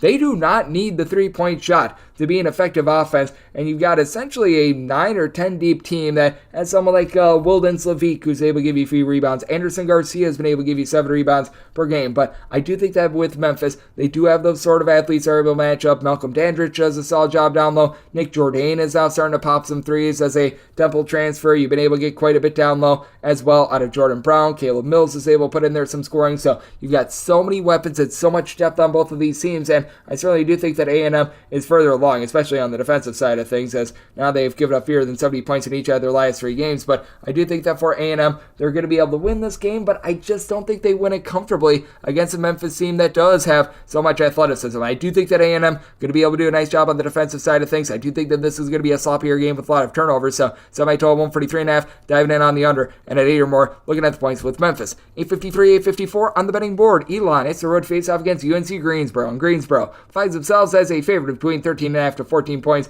149.5 to 151 is your total, and with Greensboro, I did set them as a favorite of 16.5 points. I'm going to be willing to lay this number. It's a Greensboro team that they always play good defense under Mike Jones. You're going to be asking, who's that coach? And I will say, once again, Mike Jones. But for UNC Greensboro, it's a little bit more of the offense this year. They're a middle-of-the-road team in terms of opponents' three-point shooting percentage, in terms of points allowed on a per-possession basis. They're actually at 223rd, but if you got the Langley brothers in the backcourt, who have really been able to play very well off of one another, as Kobe Langley does a little bit more of the little things for this team. He doles out 7 assists per contest, 9.5 points. He's shooting in the mid-30s from three-point range, but Keyshawn Langley is a little bit more of your scorers. He's been able to log for this team in the neighborhood about 13 points per game. But how about Donovan Atwell and Brown-Jones being able to step up? Brown-Jones, he transferred from VCU, 19.7 boards on currently 60. Counted 60% from three-point range. Meanwhile, you've got Atwell, as they've been able to give you 13.5 points per game. Now, for Greensboro, they've been highly efficient with the ball with 9.5 turnovers per game on 40% three-point shooting. I think that they can maintain not turning the ball over. Three-point shooting should see a little bit of a fall-off, but it's not like they're facing off against some sort of a great Elon defense either. So even though I think regression is coming, I'm not quite certain that it's going to come against an Elon team that is in the bottom 30 in all of college basketball in terms of points allowed on a per-possession basis. And it's not even like this Elon team is some sort of a juggernaut on offense. They are 78th in the country in terms of points scored on a per-possession basis, but they're shooting 37.5% from 3, and it's been going lower and lower as the weeks have gone along. You've got out of your top 5 scorers, 4 of them shooting at least 36.2% from three-point range. I think that they're in for a rude awakening. Now, the one thing I will say for Elon is that they finally have some depth with regards to their backcourt, as Max McKinnon has been your main man to be able to do a little bit of everything. 3 assists, 11.5 points, 5 rebounds per game, and then you got Zach Irvin, who's really a good sharpshooter for this team, 10 points per game on north of 40% three-point shooting, and Rob Higgins, who in 4 years at St. Francis of Brooklyn always averaged between 11 and 11.5 points per game. Nothing more, nothing less. He's come in with about 10 points, 3 assists per contest, and TK Simpkins has been your main guy with about 14 points per game as well, but I do think that for Elon, they're going to have a little bit of a wall. I do think that for UNC Greensboro, they're starting to find themselves offensively. They've now given up 64 points or fewer in 3 of their last 5 games. I know that Mike Jones always preaches that good defense. It is an Elon team that, while they have scored 70-plus points in each out of their last 5 games, it's been against really, really bad competition, a non-D1 school, Presbyterian, Holy Cross, teams like this. So I do think that there's a fall-off coming with this Elon defense and their Elon three-point shooting. And even though I think that Greensboro going to dry up a little bit more on the offensive side of things, I think that they rise up defensively. Did set my total at 144.5, diving in on the under of Greensboro. Want to lay up to 16 with them. 855, 856 on the betting board. Michigan, it's a road face-off against Iowa. Iowa finds themselves as 4-point favorites, and your total between 160.5 at 162. I'm going to be taking a look at the over in this spot. With Iowa, you always want to note their home and road splits, as this is an Iowa team that, dating back to the beginning of the 2022-23 season, they shoot less than 30% from three-point range on the road, darn near 39% from three-point range at home, and are scoring about 20.7 points more per 100 possessions at Carver Hawkeye Arena rather than in a road/neutral court environment. Very significant, in my opinion. You got a Michigan team that right now just looks absolutely terrible. For Michigan, I mean, the defense is just not there right now. They have given up north of 70 points in each of their last 5 games. I remember after that St. John's win, we were having question marks of, hey, where does Michigan rank in the hierarchy of all of college basketball? And right now the answer is in the toilet bowl. For Michigan, in terms of points allowed on a per possession basis, 237th in the country. To put that into perspective, Iowa is currently 232nd. So they're right on par with this Iowa defense, and I just don't think they have quite as much firepower when it comes to their offense. You've got Doug McDaniel, who's been amazing. 19.5 points, 5 assists per contest, shooting 38% from three-point range, and Olivier Kamwa, along Terrence Williams. They're combined to be able to give you about 11.5 rebounds per game. Kamwa, 17 points per game. And Williams does shoot 38.5% from three-point range, but the 13 turnovers per game for Michigan is very costly, as you've got an Iowa team that does a better job of taking care of the ball with 10 turnovers per game. And Iowa on the road, they can't shoot. Iowa at home, these guys can shoot, and I do think that they're going to do a nice job down low, as each of your top 3 scorers are also able to give you at least 4.7 rebounds per game. Tony Perkins, 2.5 assists, 12 points per contest. Peyton Sanford, 13.5 points, 7.5 boards, shooting in the mid-30s from three-point range. And Ben Krikke, he's inconsistent with his outside shooting, but comes in from Valparaiso, 17 points, 4.5 rebounds per game. And this is an Iowa team that they have not taken as many threes thus far this season. North of 70% of their field goal attempts, they come from inside the arc, but they are going up against a Michigan team that, even though they bring in Olivier Kamwa, they've really had their question marks with regards to their interior defense as well. It's a Michigan team that they rank right around about 52nd in the country in terms of points scored on a per possession basis, and if you're going to be that ghastly on defense, you need to do a much better job on the inside. And you've also got a Michigan team that is allowing opponents, when they're away from home, to shoot 40.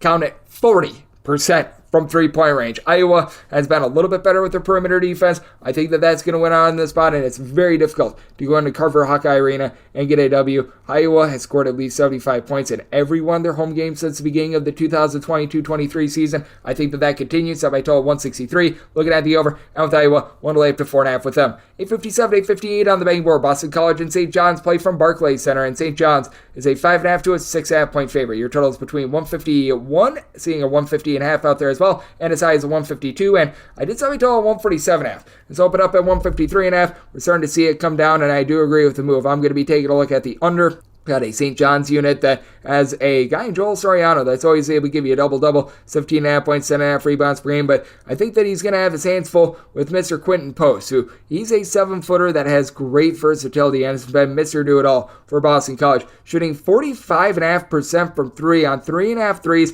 per contest, 8.5 boards, 2 blocks, 19 points per game. This guy makes such a big impact on the game, and for St. John's, it's a relatively mid-tempo team that you can tell that they're gaining offensive confidence with every passing game, but they're still a little bit of a work in progress. They are still turning the ball over about 13 times per game. Dennis Jenkins has been able to do a solid job, being able to log about 12 points, 5.5 assists per contest, but he's been a little bit suspect from three-point range. You can tell that Jordan Dingle, someone who scored at least 14 points in all but one of his games last season at Penn, he's trying to adapt to a little bit more of an off-the-ball role, and that's been an issue for him as well. He had 6 turnovers in that game against Utah a few weeks ago, so he's been a little bit of a fish out of water. And then when it comes to this Boston College team, is the backcourt amazing? No, it is not, but you do have a guy in Wacky Zachy, Jaden Zachary, has done a nice job doling it out. 5 assists, 2.3 steals, 13 points per game. Now, I will say, Jaden Zachary, when he was a much younger player, he was a very, very good three-point shooter. 2 years ago, was shooting about 48% from distance. Certainly, I've seen a little bit of a fall off there, but he's still able to do a relatively solid job of being able to stuff the stat sheet, and then you're able to pair that up with what you're able to get out of someone like a Claudel Harris. He comes in from Charleston Southern, shooting 38.5% from distance, 13 points per contest. Boston College, just the better put together team in my opinion. They're taking care of the ball very well as well. About 10 turnovers per game, and you do have a pair of mid-tempo teams that I just don't think you're going to get enough possessions to be able to warrant an over on. It is a St. John's team that's currently shooting about 37% from 3, but at Barclays Center, I always notice that the shooter's eye is sometimes a little bit off as well, so I do lean a little bit more towards unders, even though Boston College has been 323rd in the country in terms of opponents' three-point shooting percentage. I do think that the environment helps mitigate that and keep Boston College in this game. Did set my line at 3.5. I'm going to be willing to take the 5+ with Boston College and set my total 147.5, so diving in on the under. 8:59, 8:60 on the betting board. It is Nebraska, and they play us in Michigan State, and Michigan State does find themselves as a favorite of 2 points. Their total is between 141.5 and 142. I did send Nebraska as a favorite of 2 points. I'm going to be looking at them outright on the money line now. Been a rough stretch for Nebraska. They get absolutely punked by Creighton. They then go on the road. They lead by 15 points against Minnesota. Before that game, toilet bowls in the second half. But this is a Michigan State team that they have just went straight down the tubes in terms of their offense. Last season, this team was number 3 in the country in three-point shooting percentage. They're now in the bottom 30. They're shooting 27.5% from 3. Like, what in the world has happened? They've got one guy on the roster that's shooting above 33% from three-point range. As a collective last year, they shot 39%. Now, I think there's going to be some positivity coming through for Michigan State. There has to be. Like, I've never seen anything like this. A team just fall completely off the face of planet Earth with all that they bring back. Like AJ Hoggard, is he a dominant scorer? No, but last year he had 6 assists per contest. He's still giving out 4.5 assists per game. Michigan State still is not turning the ball over. They're turning it over about 11 times per game, but I think the big issue is you're not seeing these guys like Malik Hall, like Matty Sissoko down low, take those strides forward that you need. And honestly, right now, I feel like the better options for this team are the younger guys like a Carson Cooper, who doesn't give you a lot of scoring, but he gives you about 6 rebounds per game. Xavier Booker at 6'11", he's an upside guy that should be getting more minutes. He didn't even register a minute in the team's last game or two. I think he might be dealing with a little bit of an injury, but even if he wasn't, Tom Izzo probably wouldn't play him anyway. And then you do have Ty Walker. He's the main guy for this team. He's logging about 20.5 points per game, but he just needs some help from his friends that is not coming right now for Nebraska. This is a well put together team in which you've got a trio of guys that are all able to give you between 13.8 and 14 points per contest. Casey Shomanaga, Juwan Gary, along with Bryce Williams, and then you're able to throw in there Reek Mance, who's just below them, logging about 13 points, 9 boards as a 6'10" combo player. Shoots about 30% from three-point range. Shomanaga is more of your designated shooter, though Bryce Williams has actually been your main guy from the outside, shooting about 41.5% from three. In Nebraska, taking very good care of the ball with about 10.5 turnovers per game. I will say with this Nebraska team, they've done a nice job of being able to slow things down. The one question mark that you do have is that the defense has been very inconsistent. Feels like this has been a team that has had a battle of two halves, but Lincoln is a very good home court environment where opponents are shooting just 28% from three. Nebraska overall, 35th in all of college basketball in terms of opponents' three-point shooting percentage. And you got a Michigan State team that they've been doing a relatively solid job with their outside shooting, 51st in the country in terms of opponents' three-point shooting percentage, but Michigan State down to 145th in the country in terms of points scored on a per possession basis. It's not like this is some sort of a batten down the hatches sort of amazing team with regards to being able to get the ball inside when their outside shots don't fall as well. To the credit of Michigan State, they've actually been 21st in the country in terms of points allowed on a per possession basis. Meanwhile, Nebraska in the top 65 with this regard. So I do think that even though we should see a little bit of a warming in terms of this Michigan State outside shooting, that Nebraska gets the job done in a little bit of a lower scoring game. I did set my total at a 140, so you're at 141 after diving in on the under end. We'll take Nebraska outright on the money line. This is the last game on the normal Las Vegas betting board before we hit the extra games. It is 861, 862. It's an old neutral court game between Oklahoma State and Tulsa. Tulsa finds themselves as underdogs of 5.5 points, and total on this game is sitting between 141 and 142, and seeing a straight 5 out there as well. And I'm going to be willing to lay with Oklahoma State. I did set Oklahoma State as a 7.5 point favorite. It is a Tulsa team that certainly is much improved from what they were last year. Last year, Tulsa covered 4 spreads all season long, and I think they've already covered at least 4 spreads this far this season. It might actually be 5, but I have not been lighting your money on fire the way that they have in past years. I actually do think that it is 5, but that said, when it comes to this Oklahoma State team, even though they are coming off of a heartbreaking loss against Southern Illinois, this team has been able to do a very rock-solid job with their defense. They still have given up 70 points or fewer in 4 of their last 5 games, and a Tulsa team that's looking to play at warp speed, top 35 team in the country in terms of total possessions per game. I think is going to be having a tough time dealing with that, so that's why I am going to be one to lay it now. Good news for Tulsa, Keston Willis is now in the fold. He missed the first 5 or so games of the season,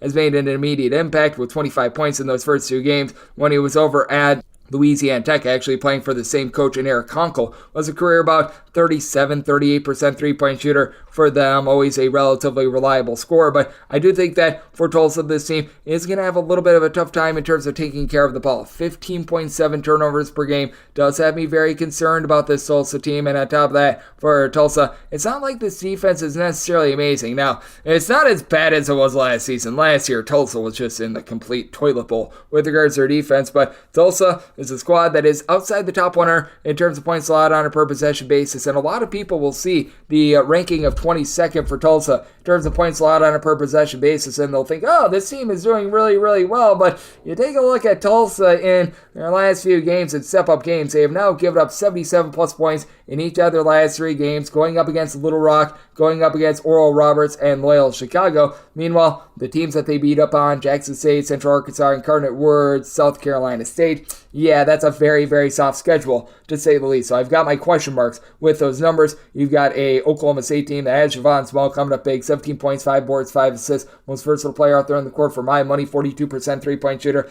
as well. Now, with Oklahoma State, they have to deal with some injuries with the likes of Bryce Thompson and company, but Mr. Thompson, he's back in the fold. Certainly doesn't look quite like himself as of right now, but still shooting 37% from 3, has been able to to give you about 11 points per contest. This is not as great of a team down low as they were a season ago, but Eric Daly Jr., it has been the Daily Show for this Oklahoma State team as he's logging 2.5 assists, giving you 6 rebounds per game. He's been able to make a nice little impact inside as a 6'8", do-it-all sort of player. And for Oklahoma State, they just do a better job of taking care of the ball. They're only turning the ball over about 11 times per contest. I do think that that's going to win out in this spot. And for Oklahoma State, though they've got massive offensive deficiencies, this is still a team that's in the top 110 in terms of points allowed on a per possession basis. And even though Oklahoma State is 3-5, they have played a much more difficult schedule right now than Tulsa. And I think that that's going to show up in this game. I did set Oklahoma State as a 7.5 point favorite. I'm going to be willing to lay it in. Did make my total a 143.5, as I do think that Tulsa is going to be able to get things heated up a little bit more with regards to their tempo. So going to be taking a look at the over and going to be willing to lay it with Oklahoma State. And also do think that Tulsa defense continues to see regression.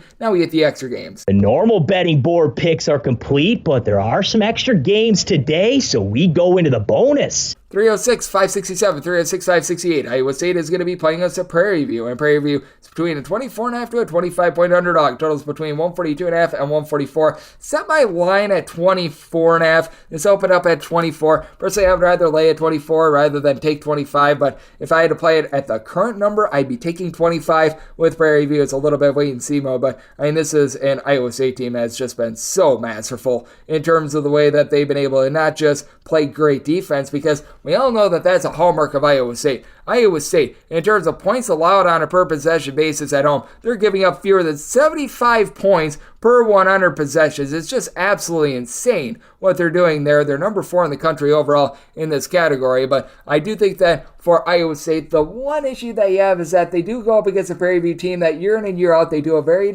solid job of just throwing at you a little bit of a different look. It's a Prairie View team that they generate a lot of steals. They're getting about 9 per contest, and for Prairie View, they're a little bit of a better shooting team than they have been in past years. Charles Smith, he comes in from Old Dominion. He's been able to give this team about 39.5% three-point shooting, 16.5 points per game. Prairie View shooting about 30% from 3, which honestly is actually better than what they were a season ago. And I do think that Nick Gonzalez, who comes over from Montana State, is going to shoot better than the 24% from distance that he has thus far. Now, for Prairie View, you don't have a ton of rebounding for the team, but you do have one guy in Brian Miles who's been able to give you about 8 rebounds per game. And again, that's improvement from where they have been in past years. Now, you do have an Iowa State team that has Taman Lipsby as one of the best guards in all of college basketball. 3 steals, 6 assists, 6.5 rebounds, 14.5 points per game, shooting in the mid-30s from 3-point range for an Iowa State team that they do a nice job taking care of the ball. Only about 10 turnovers per game. You've had Keyshawn Gilbert step up as a nice primary scorer with a 38% 3-point shooting percentage, 4 assists, 16 points per game. I do question whether or not this team is top-heavy, but even if you do have someone going into foul trouble, someone like Jackson Pavelski, who was the starting point guard over at Wofford a season ago, is able to fill in. So even the guys that aren't seeing minutes, these are rock-solid guys, and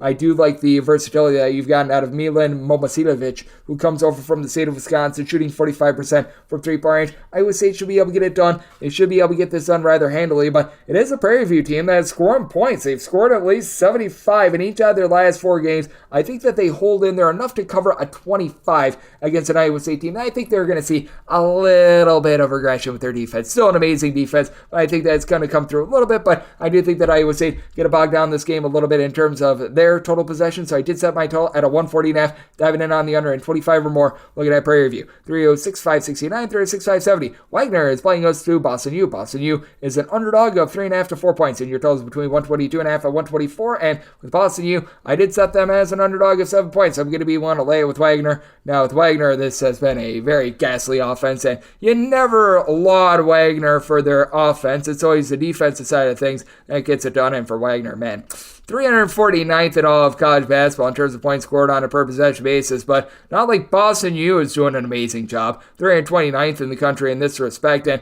for Boston U, their home and road splits are very dramatic. They're scoring more than 30 points fewer per 100 possessions when they're away from home than when they are at home, and they don't have a single guy that's giving you at least 10 points per game, as it's been Miles Brewster along with Cameron Alexander. We're giving between 8.5 and 9.5 points per game. And Brewster has been able to give out 3.3 assists per game for a team that shoots about 34.5% from 3, but they have nothing down low. They don't have a single guy that's giving you north of 5 rebounds per game. And Tajay Kelton, he's not the most amazing low post player for Wagner, but I mean, his 5.5 rebounds per game should be able to win out in the spot. You've also got Javier Esquera, who's done a nice job of being a pass-first guard for this Wagner team. 6 points, 4 rebounds, 3 assists per game. Now, what is a little bit concerning for this Wagner team is that their defense is just not on par to where it's been in past years, but it does feel like it's coming back for them. They have now given up fewer than 60 points in 3 out of their last 4 games, with the lone exception coming against Providence. And if you're holding Providence to fewer than 60 points, then you're really doing something right. But I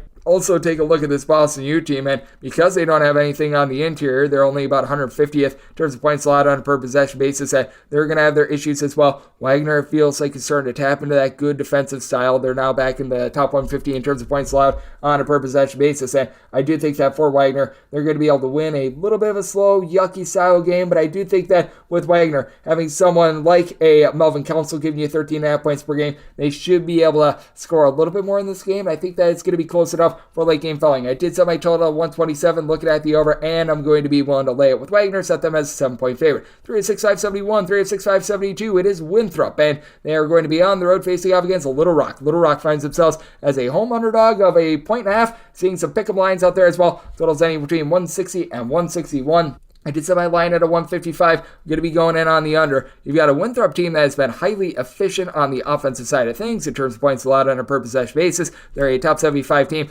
They're a mid-tempo team in terms of total possessions per game. Now, Little Rock is looking to fly. Little Rock is back in the top 50 in terms of total possessions per game, but I do question Arkansas Little Rock just being able to take care of the ball in general, because you do have a lot of moving parts from a season ago, which is why I did set Winthrop as the 3.5 point favorite in this spot. I'm going to be willing to lay it. Now, with Winthrop, would like to see a little bit more rebounding like we saw a season ago out of Kelton Telford. Telford last season was logging right around 16.8 rebounds per game. This year, Alex Timmerman has been really the only guy giving you north of 5 rebounds per game. The transfer from Bucknell has been able to give you 6 boards per contest, but that has allowed the backcourt to be able to operate a little bit more freely. Kason Harrison has been able to pop threes at about a 34.5% clip, 11.5 points, 4 assists per game, and KJ Doucette. How about the way that he's been able to rise up for this team with right around 14 points per game? He comes in from Fort Valley, and he has been shooting 45% from 3-point range. Meanwhile, for Little Rock, Jameer Chaplin was always a solid defender over at South Florida. He's been able to do a nice job with 16.5 points, 8 boards. He really doesn't have a lot of versatility, though. It's a Little Rock team as a whole. They're turning the ball over about 12 times per game, which for their tempo is not bad. They're shooting about 30.5% from 3-point range, but they're still dealing with the injury to Kalen Robinson. He has not been seen since Thanksgiving,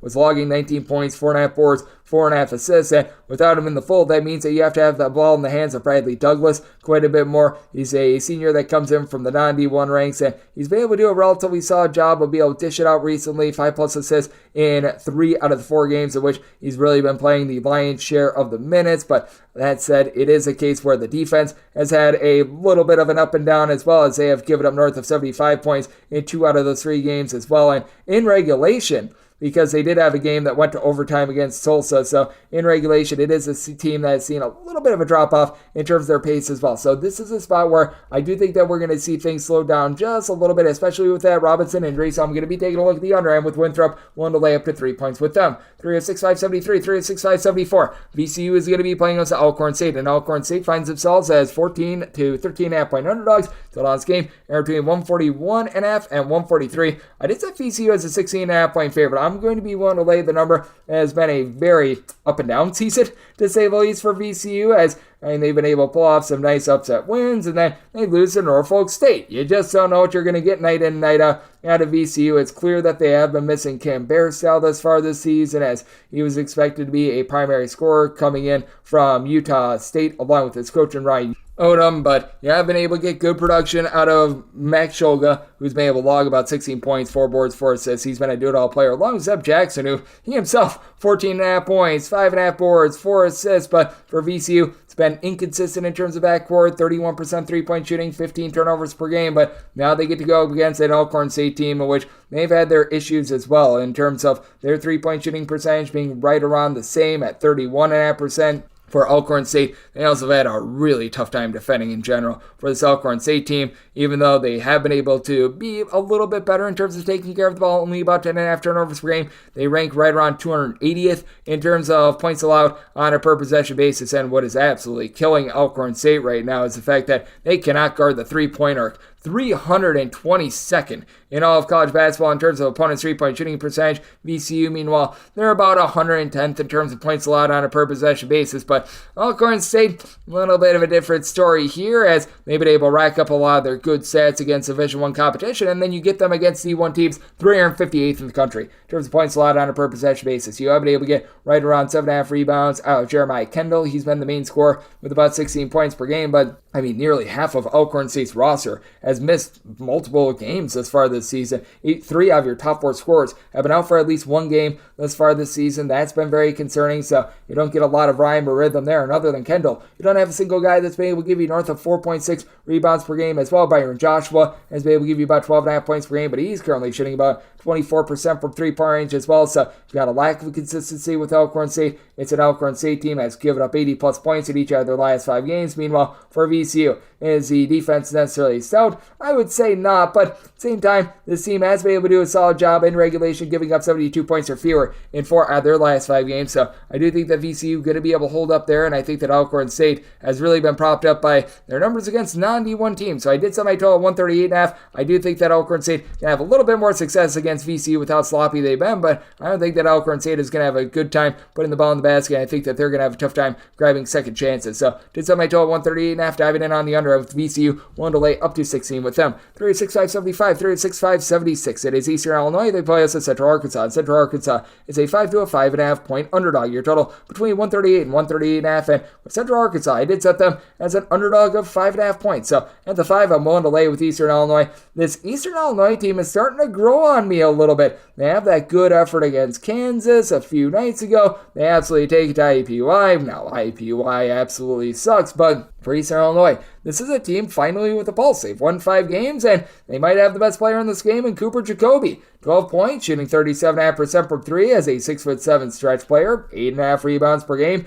He's been able to do a really nice job with 9+ rebounds in 3 out of the last 4 games, 14+ points in each out of the last 4 as well. So I like the way that he's been able to step up now. The big thing for this team, you need a little bit more facilitation. You don't have anyone that's giving you north of 2.5 assists per game. Galen Gibson, the transfer from Mount St. Mary's, has really been your main trigger man for this team. He's only logging about 4 points per game, so it's more of a defensive stopper and a guy that doles it out. Meanwhile, for Central Arkansas, with them, Kevin Hunter, their top scorer from the season ago and their leader in assists, currently being out of the fold, and who knows when he's going to be back. They've had to rely upon 6'9" Elias Cato to be essentially a point, do-it-all sort of guy. Doesn't necessarily give you a lot of facilitation, but 12 points, 6 boards, shoots 37.5% from 3 with a little bit over a steal per contest. It's really been in terms of facilitation. Jonas Kasparu, who's come in from Estonia, and he's been able to give you about 5.5 assists per game, but also turns the ball over north of 3 times per game. And because Hunter has been out of the fold, I've noticed that Central Arkansas has really scaled it back in terms of their tempo. Typically, this is a team that's in the top 40 in terms of total possessions per game. Now they're very much a mid-tempo team, and really hasn't helped out too much on the defensive side of things. 335th in Central Arkansas in terms of points allowed on a per possession basis, and for Eastern Illinois, it doesn't sound Herculean or anything like that, but they're in the top 200 in terms of points allowed on a per possession basis, just barely at 199th, but that's way better than what they have been in past years. And Eastern Illinois, top 90 team in the country in terms of opponents' 3-point shooting percentage. We got a Central Arkansas team that just does not have a ton down low. You've got 2 guys that are giving you north of 4 rebounds per game. You have been able to get about 8 rebounds per game out of Obagabizi Etom. He's been able to do a solid job being able to give you 8 rebounds per game, as I struggle through that name every single time. But that said, I do think that Eastern Illinois going to be able to get it done, like the versatility of Jacoby. You've got Jermaine Hamlin, who's been able to do a solid job coming in from Illinois at 6'10", giving you some boards. So I do think that Eastern Illinois wins from within, and Central Arkansas, even though they're playing more slowly, still very inefficient on defense. So set my total 145.5, looking at the over and willing to lay up to 5 with Eastern Illinois. 365.77, 365.78. Chicago State plays us to St. Thomas. St. Thomas is a 3-point favorite with your total 130.5 to 131.5. Going to be looking under. I did set my total at a 129. You've got a St. Thomas team.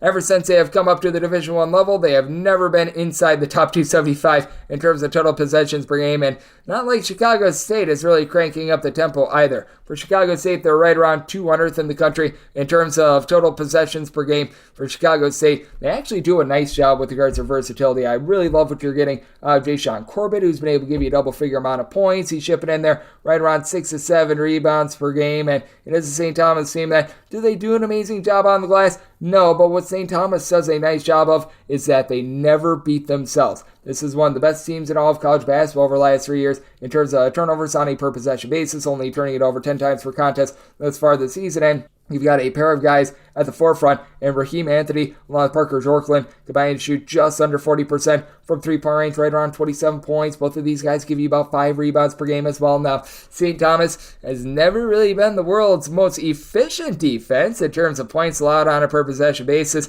This team has been in the bottom 100 each of the last 2 years, and for St. Thomas, this year they're 156th. I think that's a little bit more of a product of the competition that they are playing against Chicago State, more around 190th, but Chicago State is actually giving up about 2.6 points more per 100 possessions at home rather than on the road. You got Wesley Cardet, who's been able to give you 17 points, 5 boards, shooting about 34% from 3, but for Chicago State, they're a mid-tempo team that shoots 27.5% from 3-point range, 40.5% from the floor with 14 turnovers per game, and relatively limited scoring options. You've had Noble Crawford, the LIU transfer, step up. He's been able to give the team about 46.5% three-point shooting, but on very low volume, only about 5.5 points per game outside of Corbett and Cardet, who combine for about 31 points per game. You don't have a lot of reliable scoring outside those two guys. You also don't have a guy that gives you north of 4.5 rebounds per game. I just feel like you've got more scoring options for the St. Thomas team, and it's a St. Thomas bunch that has just really done a nice job of locking teams up all season long. They have yet to give up north of 71 points in a game this season, so I do think that you're going to get a low-scoring slog, set my total at 129, diving in on the under, and with St. Thomas to make them the 5-point favorites. So want to lay with the Tommies and take a look at the under, 306.579, 306.580.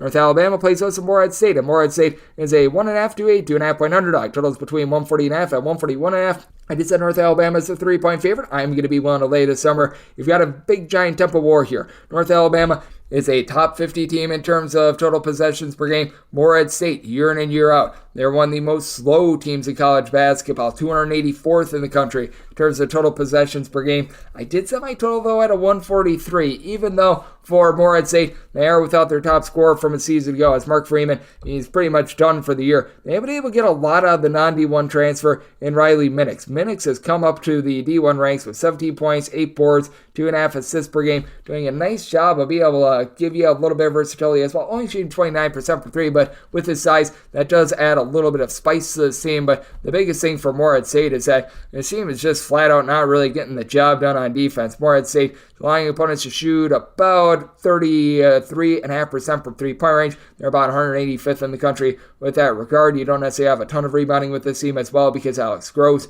he was their main rebounder a season ago. He's out of the fold, and that's resulted in Morehead State being 261st in the country towards points allowed on a per possession basis. You do have Donovan Thelwell, Jordan Lathan combining for 23 points per game, and both shoot between 38 and 38.5% from 3. And Morehead State, they are shooting as a collective north of 36% from the outside, but they're 14 plus turnovers per game with a slow tempo absolutely kills them. And this is a North Alabama team that's really lighting it up from 3. Of your top 4 scorers that have made at least one 3-pointer this year, they're all shooting at least 38.5% from 3 as a team. They shoot 38.5% from the outside. KJ Johnson, Jakari Lane have been your main 2 guys, being able to log about 27 points per game between the 2 of them. Lane, your main facilitator, with 4.8 assists per game. Johnson has become a little bit more of the off-the-ball scorer. And then you've got, in my opinion, the best rebounder in this game, Devontae Forrest, 9.5 points, 8.5 boards, gives you darn near a block per contest. And then you've got a lot of just general depth for this team. Will Sosi has been, the last 2 seasons, a north of 45% three-point shooter. You get about 7 points per game out of Josiah Fulcher as well. He's done a nice job being able to acclimate himself with this offense, and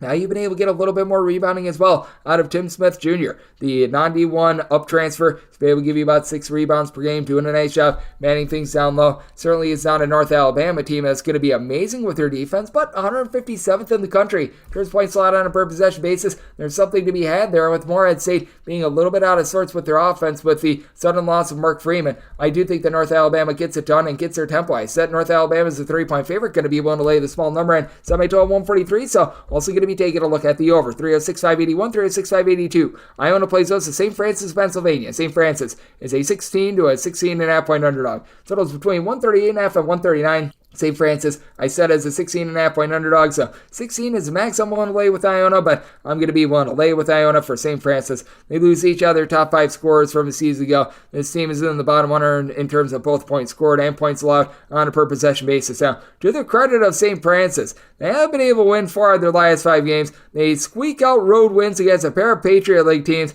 in Lehigh and American. They played against Franciscan, who I actually have a friend that I used to work with at TJ Maxx that went there. That's out there in the great Midwest. And then Pittsburgh of Greensburg. So there's that. But for Iona, I do think that they are going to be giving the St. Francis team a rude awakening because you've got so much versatility in three-point shooting with this Iona team. For Iona, out of your top 6 scorers, 5 of them are shooting at least 40% from three-point range. It's just been absolutely blistering. You've got Isaac Trout, who's come in from Harvard, 3 assists, 14.5 points, a steal and a half per contest, and additionally, on top of that, 5 out of your top 6 scorers for Iona also generate at least 1 steal per game, including Jordan Brown. Not much of a scorer, only gives you 7 points per game, but 3.5 assists, 2.5 steals per game, just does a nice job of running the show. An Iona team that, as we know, under Tobin Anderson, they're going to play quite up-tempo. It's an Iona team that, in terms of points scored on a per-possession basis, it can be a little bit hit or miss as they are currently 164th in the country, but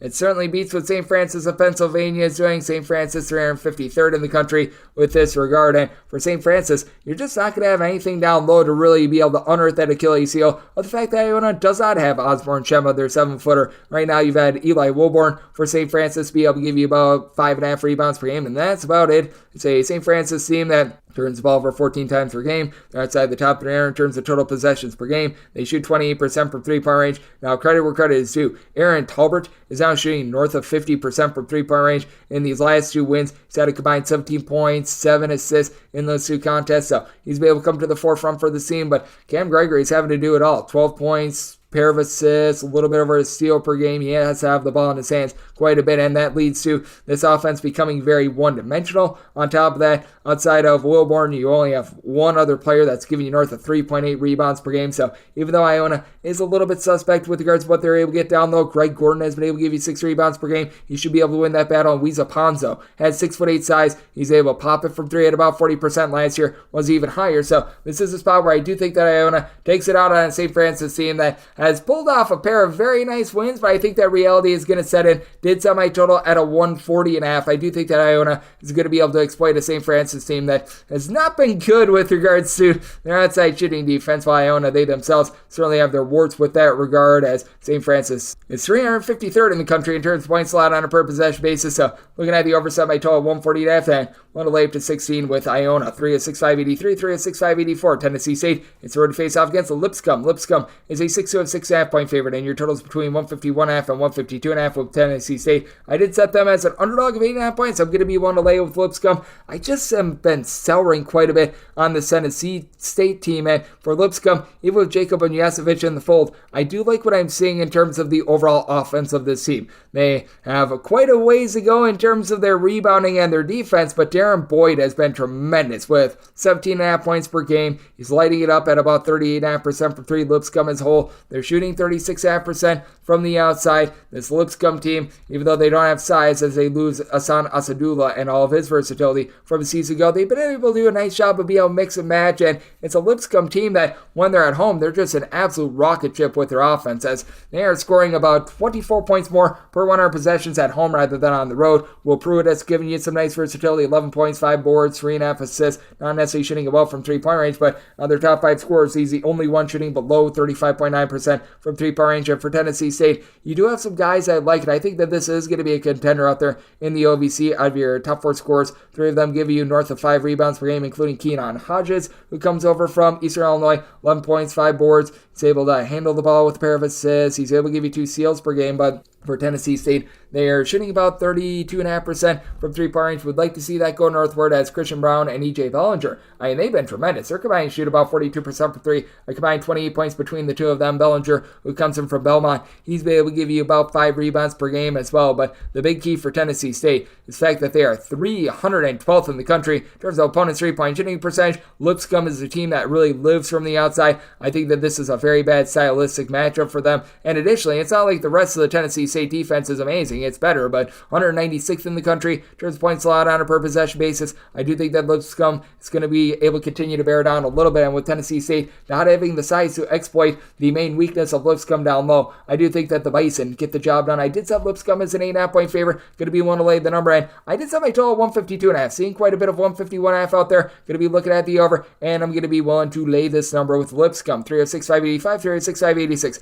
Albany and Temple do battle from Barclays Center. Temple a 6 to 6.5 point favorite. We give our to Lane Kiffin. Go Owls, and the last game is 152 to 152.5. Albany has actually really hiked up their tempo. They're now a top 75 team in terms of total possessions per game, and as you can imagine, it has not necessarily been so kind with regards to their defense, as it's an Albany team that is currently about 152nd in the country in terms of points allowed on a per possession basis, and it really shows up when they're away from home, as this team is giving up darn near 25 points more per 100 possessions when they are away from home rather than when they are at home. And for Temple, it's been a little bit of a work in progress with Mr. Fisher coming over from Penn State, but it does feel like this team is starting to get a little bit more online. With Temple, you're certainly going to have more athleticism. Steve Settle comes in from Howard. He's been able to give you 7 boards at 6'10". Now, Jonathan Beagle, I do like what he's doing. About 8.5 rebounds per game for this Albany team. Albany has been able to have also the Hofstra transfer and Amari Marshall really step up. Last year, I had Hofstra shot 49% from 3, was a little bit of a lower usage guy.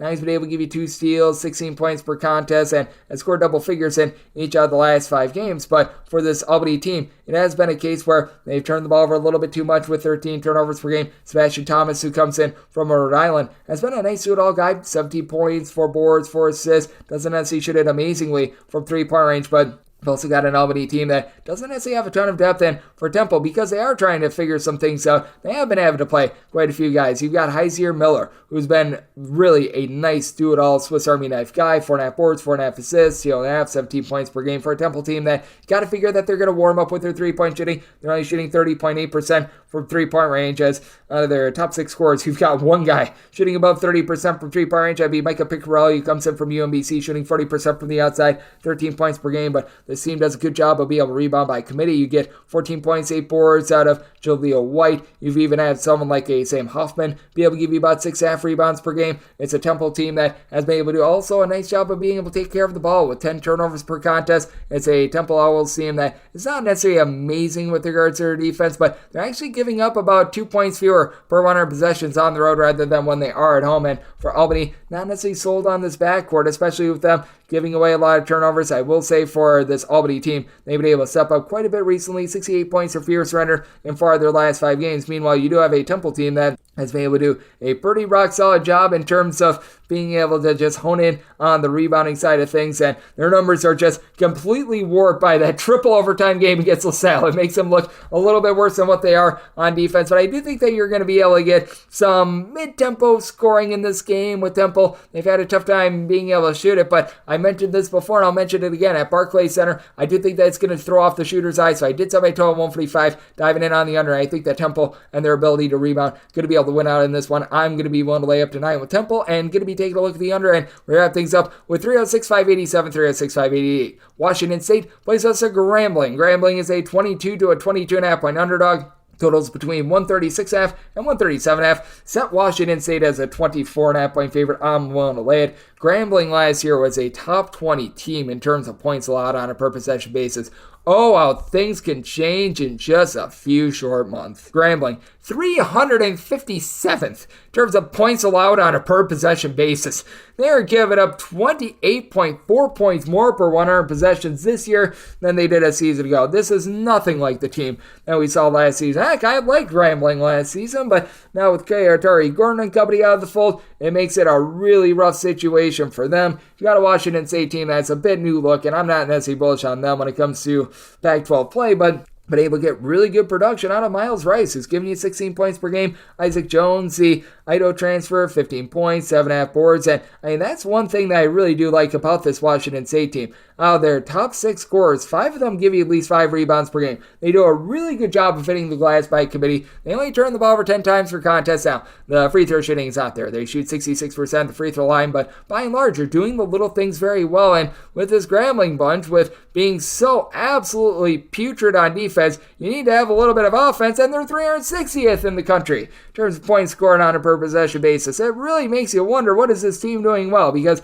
they're turning the ball over 13.5 times per game. They shoot 25% from three-point range. Trey Michael Morton, it feels like he's regressed a little bit. He does give you a steal and a half, 3.5 assists per game with 9.5 points per game, but was a much better outside shooter early on in his career. Contavious Dozier has really been the main scorer for this team with 12 points per contest, but you've only got one player giving you north of 5 rebounds per game. Jonathan Aku, the transfer from CFF Austin, who's been able to do a relatively okay job down low, but he's got absolutely no help from anyone else. You really don't have any size outside of him. And for Grambling, they're going up against Washington State team that doesn't necessarily force a bunch of turnovers, but they just self-inflict a bunch of wounds. It's a Grambling team that has not been able to break the 70-point plateau against a Division I opponent all season long. It's a Washington State team that's really getting after it on defense. 61 points or fewer surrendered in 4 of their last 5 games. So I think the Grambling just not going to do their part with the total. Set my total at 132.5. Diving in on the under end with Washington State. Willing to lay up to 24 with them. And that will wrap things up for the Sunday edition of Coast to Coast Hoops, now part of the VSiN family of podcasts.